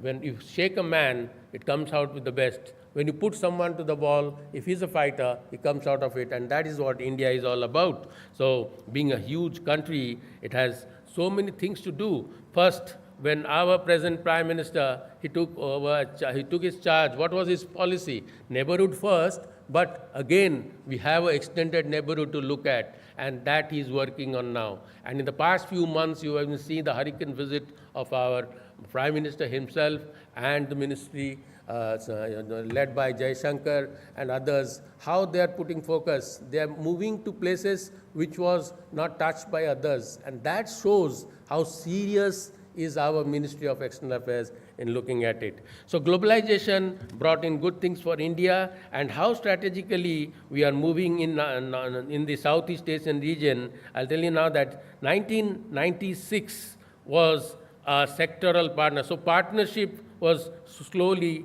developing, and we saw that 1996 may be the watershed. Then we became dialogue partners and gradually summit level partners. So the rise slowly in the decades, that has really brought India to the forefront, because Rome was not built in a day and nothing comes as sweetly as possible. You have to work for it, I've already told. Then 2014, all of you must have seen the headlines in the newspapers at that point of time, how all the heads of states assembled at New Delhi to celebrate the 25 years of our relationship with the Southeast Asian nations. And that was the time when we were not only looking at the Eastern, but we were to act now. Action, administration, what we say in public administration. So not only prophecies, I will do this and I will do that. No, the teamwork was essential. And that is what Act East policy is all about. And from then on till today, I think we have kept no stones unturned. And what was that? A clear indication came before that now we are upscaling our engagements. So three things is now necessary. You know, we are not trying that hegemonic powers. We are not a dominant power. Never. India has been. India has never attacked anyone. In fact, it has received a lot of invaders, but we have fought them, but we have never fought to dominate them, but as a self-defense. Even today, what is our policy? We will not strike back. We will not strike first, but we will not also sow our cheek. If we are slapped in the right or the left, we will not sow the other one. We will also try to give a blow if possible, and we are getting ready for that. That's why we are now modernizing our defense system. The focus area is because we now need connectivity. We now need commerce, trade and commerce, as was discussed in the previous panel, and culture, which we have been discussing. So culture and religion, that is a binding force. And you know, in our country also, we talk about unity in diversity, but it was Tilak who at that point of time had thought that unless we have this religious festival, Ganpati festival and Shivaji festivals, we cannot unite the country. The Indians are sleeping. A sleeping man will not get the freedom it desires. Freedom is my birthright and I shall have it, but not sleeping under a tree or in the bed. I have to work for it, and that was Tilak. So, and it was followed up by Subhas Bose, give me blood and I will give you freedom, all those things. So, we believe in negotiations today. We believe in engaging and accommodation and assimilation. So that is soft power. We are applying the soft power, what yesterday Madam was saying, the hot power, soft power combination. Let's be a smart power. So India is now trying to become a smart power diplomacy. In fact, there comes the diaspora diplomacy, and diaspora becomes very important because this is where we have to understand the history and tradition of that nation, which is our friend, as they should know of us. So that is the reason yesterday we have been talking about language first. Learn the language, because that is the medium of expression and communication.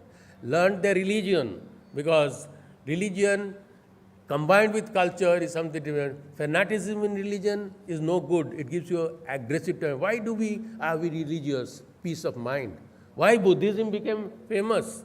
And yesterday when I was hearing about Buddhism, I had forgotten about Hinduism, because they say that elephant and lion, if you go to Jagannath temple and other temple, you see that a lion has climbed over an elephant. That means suppression of Buddhism. That is the symbolism. But look at what was there centuries back. It was the reverse. So it was through Buddhism that India became famous more than Hinduism. But of course, we know that Hinduism, Buddhism worked hand in hand till there was the invasion of Muslims or Islam, and then the colonial powers, and that's how there has been a mixed history. And Britannica ruled over the waves. So at this point of time, already sir has said, and I just repeat, what is so unique about the Indian diaspora? One thing is that we are very tolerant nation. India, Orissa. What I see India in the larger perspective, Vasudhaiva Kutumbam, I see Orissa in the Indian context. Kalinga, we had a real identity as the Kalings or Kalinga. But again we suffered, like India, we also suffered in the colonial period till 1936. When we again rose to identify as Odias. Why Odia? It comes from the tribe and the language we speak. So then, till now, we are working on how Oriya identity will be around the world. And you'll be happy to know, like Prabhashi Bharat, we are also having in Dubai, even recently in Germany, there is a group of corporates in Dubai, those who are working for that. Odisha Pravasi means those who are NROs, non-resident Oriyas. So that is an indication that Kalinga will rise, as all are expecting. The cult of Jagannath, ISKCON, yes, ISKCON is a worldwide phenomena.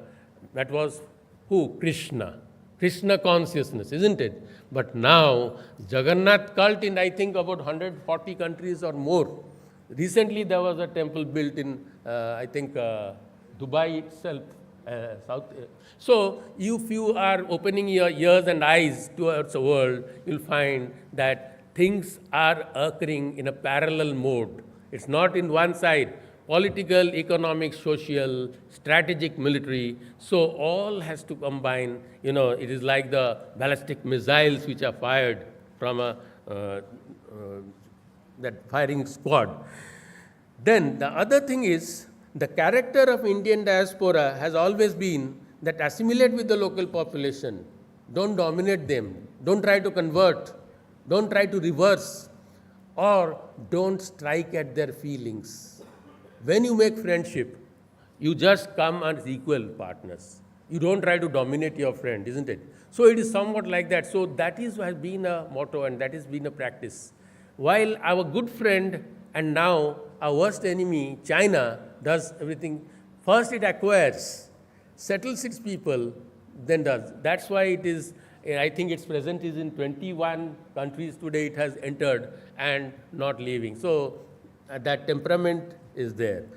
Then certain challenges are also there which has been discussed, as sir was saying. JNU had also conducted a very good program on this. What are the challenges? You know, throughout the period, Indian migration has been of that type. And it is said that the emerging issues have been always explained as first it was multi-ethnic transition, or we said that people went for labor, then they were hired for odd jobs, then professionalism came, we became skilled, and then we got our share in the world forum.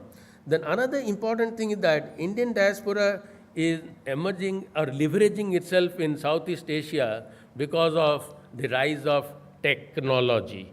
So Singapore and India, they are partners in different areas, and I'll just highlight one thing. During COVID-19, we thought that the world is sleeping. No, actually there was more work done, especially in the IT sector and pharmaceutical sector, more research and more connectivity was established.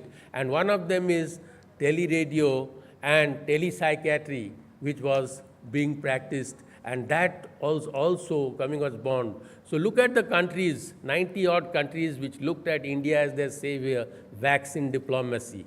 So these are all being strengthened because of your diaspora present in those countries. So diaspora is the Indian image. Like, who is your diplomat? Your diplomat is sent abroad to speak for your country. So is the Indian image. Whatever the diplomat does is that your country desires or does, isn't it? The same way, your diaspora has to be such that they should look at the things in that perspective. But there is a give and take. Like sir has also said that the diaspora also expects that the mother country does something for them, and so many things he said about why there is tension in Malaysia or why there is tension in other parts of the world where you are treated as minority or second-grade citizens. So that is affecting. As already said, sir has already said that diaspora origins in Greek, and the diaspora coming in is of different varieties. It's always a diversity, and there are different attitude, culture, and traditions. But what I am hinting at now is how do we utilize our diaspora. In fact, diaspora of any country provides the human dimension to the issues, the link between countries. They play for both. They play for themselves and they play for the mother country also, because they have to survive in a different environment there. Also, they have to look at their own country's interests. So now, they have to play a dual role, and that is to be done effectively. The unique role today of diaspora in international relations has been taken in by most of the developed and developing countries, because they understand. All of you must have seen Namaste Trump and Howdy Modi, and that is one of the greatest achievement of India in recent times. And that also showed to the world that we were non-aligned. We were little tilting towards Soviet Union, but yes, the time has come that we are understanding our own foreign policy, and what we are saying is the independent foreign policy, and that was why it is all about leadership, it is all about environment, it is all about time. So the time, date, everything is so important. Now is India times, and it is very important. They are the connecting link, the bridge, as already said, that the diaspora takes on its responsibility, because diaspora was not born there.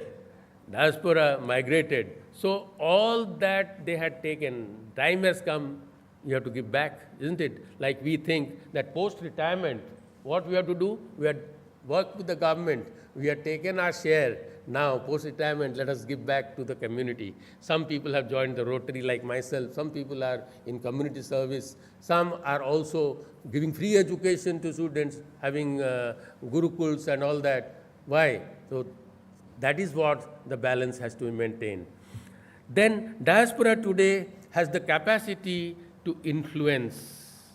So all elites, look at Rishi Sunak government. Look at our Indian legislatures, those who are also working out in US and other places. They cannot break, but they cannot bend. So they're trying to bend the foreign powers to India's side. It is not that only we are doing it one track. It is assimilation from both the ends, and that is giving us a real balance. I'll conclude in 10 minutes. I think there is time for that. Then Indian diaspora specifically has certain things which they are doing in Southeast Asia. First, though there is no uniformity, we have already discussed that it is all spread over the 10, 11 countries. More focus is on the Asian tigers, which has now been turned into Asian cubs, they are saying. So now South Korea and Taiwan, they have become Asian tigers, and now Thailand and Vietnam, they have receded big, but still the focus, Singapore, Malaysia, Indonesia. These three are like trident, Trishul, trident. So these three were in focus, are in focus, and will be a partner, because Indonesia and India, they were the joint members of the non-aligned movement, Egypt on the other. So that is one. Then we find that who are going more today? Professionals and corporates. That is the area, so skilled. So now our NEP 2020 will be building up youths like you. So more you will be trained and traveling abroad. But do not stay back, come back. There was a time when there was brain drain, isn't it? And it was Rajiv Gandhi who first thought at that time that why there should be a brain drain? Why not we reverse it? Probably the time has come. And it is reversing. At least in my family, I know 3-4 of my niece and nephew, they have reverted to the IITs and they're working in Delhi and other places instead of being professionals there. So there is a change in mind, and that change will also change the Indian psyche, because that rush towards anything foreign or anything Western has gone down. Now people are traveling east also. Then what is the expectation? I'll be closing on that. Expectation is the diaspora overseas is building up a network. It is network of diaspora has been working for the mother government, and that is very essential. And timely interventions by our Ministry of External Affairs and other people, whether it is community organization, whether it is soft power diplomacy, whatever, that is also giving us a push. And our presence is felt. Why? India again goes by the tradition of Buddhist tradition and others. Then it also has an economic factor, as all of you know that economic drives, the main driver today of anything is economics, and world trade, as already discussed in the previous, and that is very important. And we are to be an influential group. So who can influence? It is when you are politically in the decision-making process, but that is not happening at certain places. Why? Because democracy can only give you the power to influence public opinion. But, however, we should not be very aggressive, because each individual has an emotion and self-dignity. So how we navigate our ship in the troubled waters or through smooth waters, that depends on the leader, captain. So that has to be done, because India is a huge country. It has spread effects all over the world, and what it needs is to further strengthen, cultivate the relationship, and match with the Indian diaspora. So diaspora in the country of friendship and diaspora in India. So that connectivity has to be free-flowing.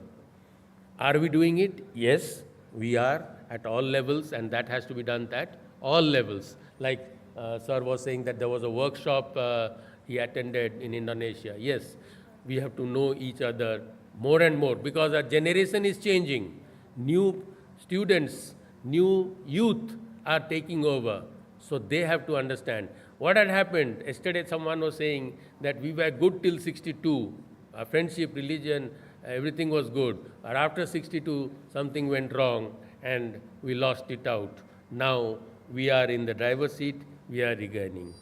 So what I look forward is that we have got a chance by having the presidency of G20, and G20 presidency has given us an opportunity to move around in the different colleges and universities of the country. There is a lot of programs here and overseas just to bring that connect. Indonesia, India, transfers, they transfer to us, and how we take it forward, the whole world is watching.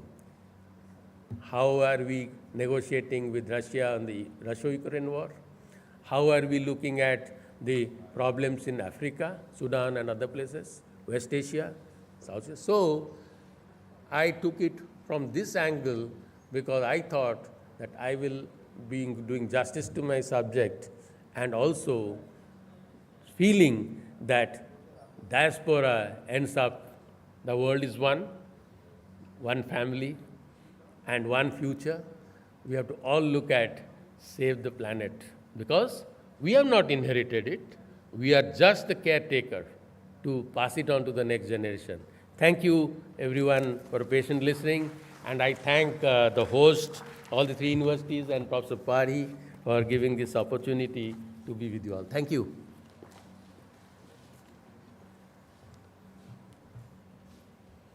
Thank you, Dr. Mishra. Now I invite Professor Patita Bhavana Mishra, sir. Please come to the dais for the closing remarks. Come, please, sir.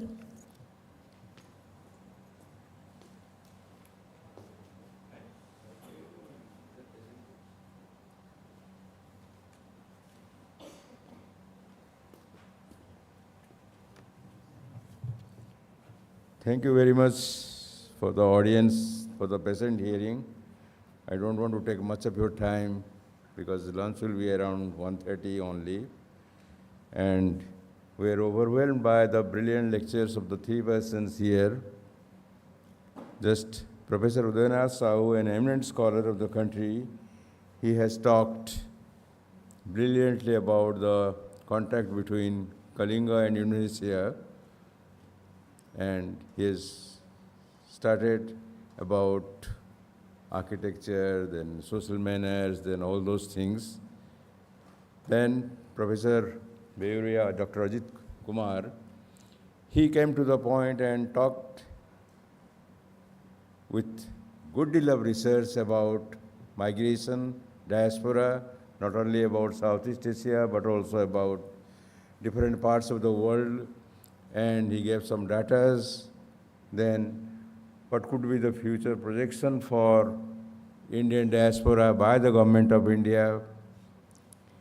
Then Professor Mishra, P.K. Mishra, he also talked about globalization, India's role, how India is slowly, gradually came very close with Asian countries, and India is a power to be reckoned with, and according to him, the future looks bright. As far as Indian diaspora is concerned, we must bear 2-3 things in mind. Compared to the United States or the European countries, Indian diaspora is small in number but very powerful in Singapore, particularly because of IT. In Malaysia, there are a sizable number, about 7 to 8%, 7.3, but the Malaysian government's policy of giving preference to the Bhumiputras or locals, the Tamil community, the majority, they have been marginalized. But anyhow, whatever my experience there, they are struggling. And one thing to be noted in Malaysia is there is no violence, no racial, riots. Because the whole of Malaysia, there is only one racial riot in 1968, and that was against the Chinese. This Hindrab that he talked about, it's of course voicing India's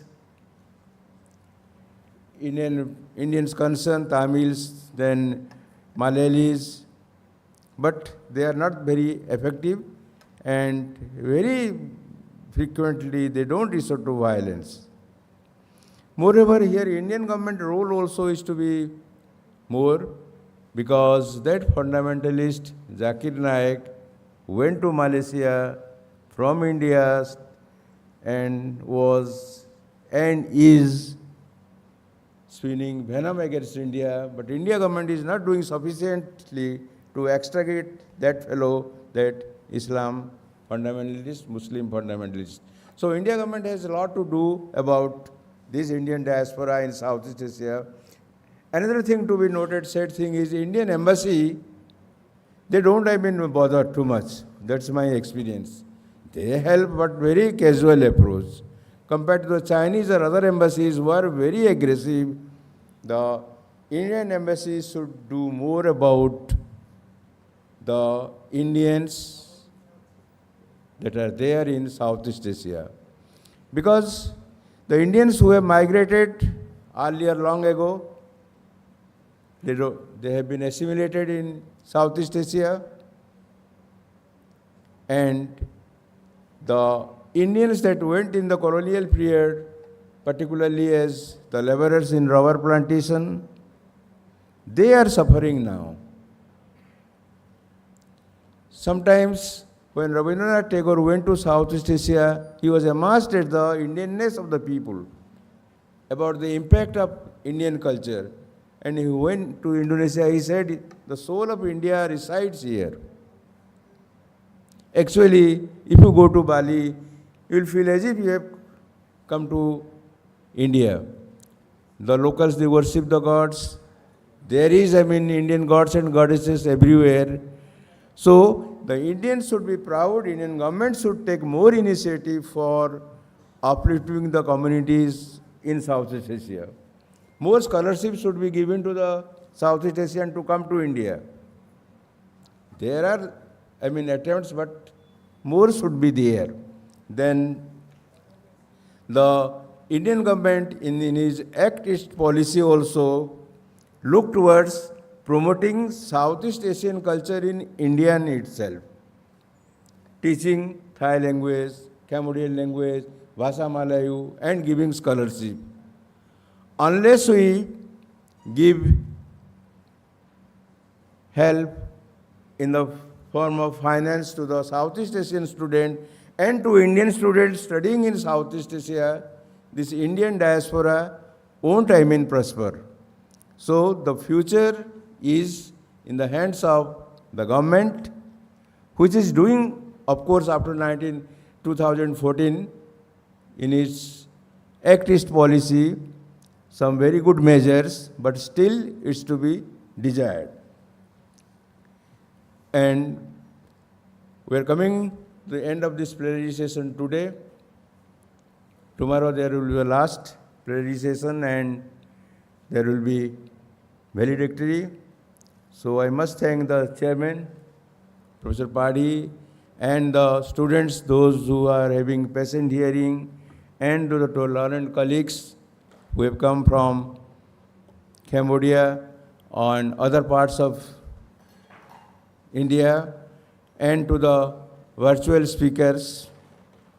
For that, this is a modest attempt to highlight the role of our state, Odisha, Kalinga, and drawing the contribution of Odisha or Kalinga/Kalinga from the starting 2,000-4,000 years ago, starting from the common era times up to present day.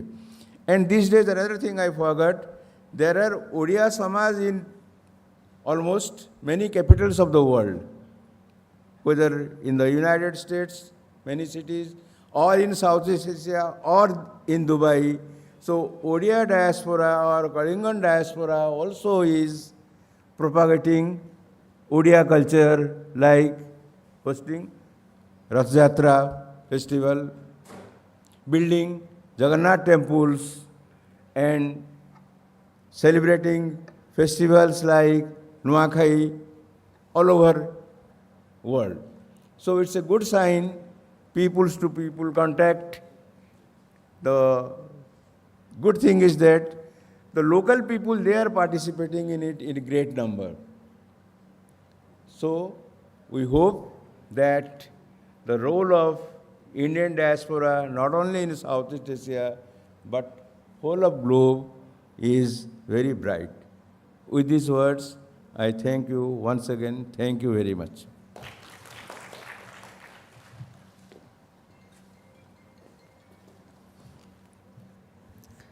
Thank you, Professor Mishra.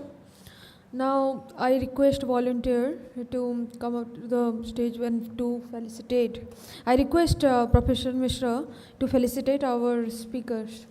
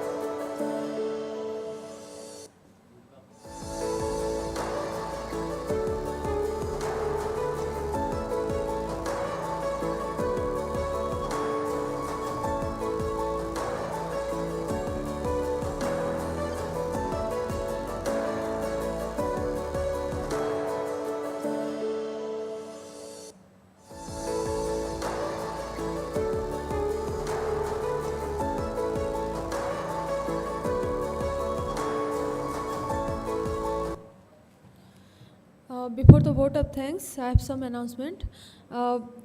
This is a time of lunch break, 1:30, and after that, 2:30, our parallel session, which is the individual paper presentation session, will going to start in two halls. First, hall 1 is this is the first hall, hall 1, and another hall 2.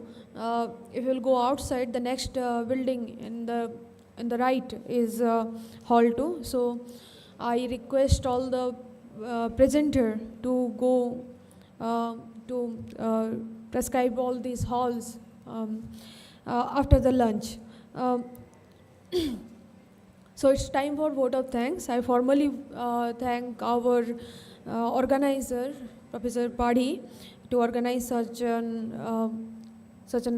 brilliant conceptual seminar conference in Kalinga and Southeast Asian relationship. I extend my thanks to Professor Patita Bhavana Mishra sir for chairing this session. I thank all three panelists, Professor Udayanath Sahu sir, Dr. Ajit Kumar Beura, and Dr. Pratip Kumar Mishra for their remarks and for their intensive talk on this plenary session theme, that is diasporas in Southeast Asia. Thank you, all of you. Thank you, students, scholars, and esteemed guests present here who patiently heard this plenary session. Thank you.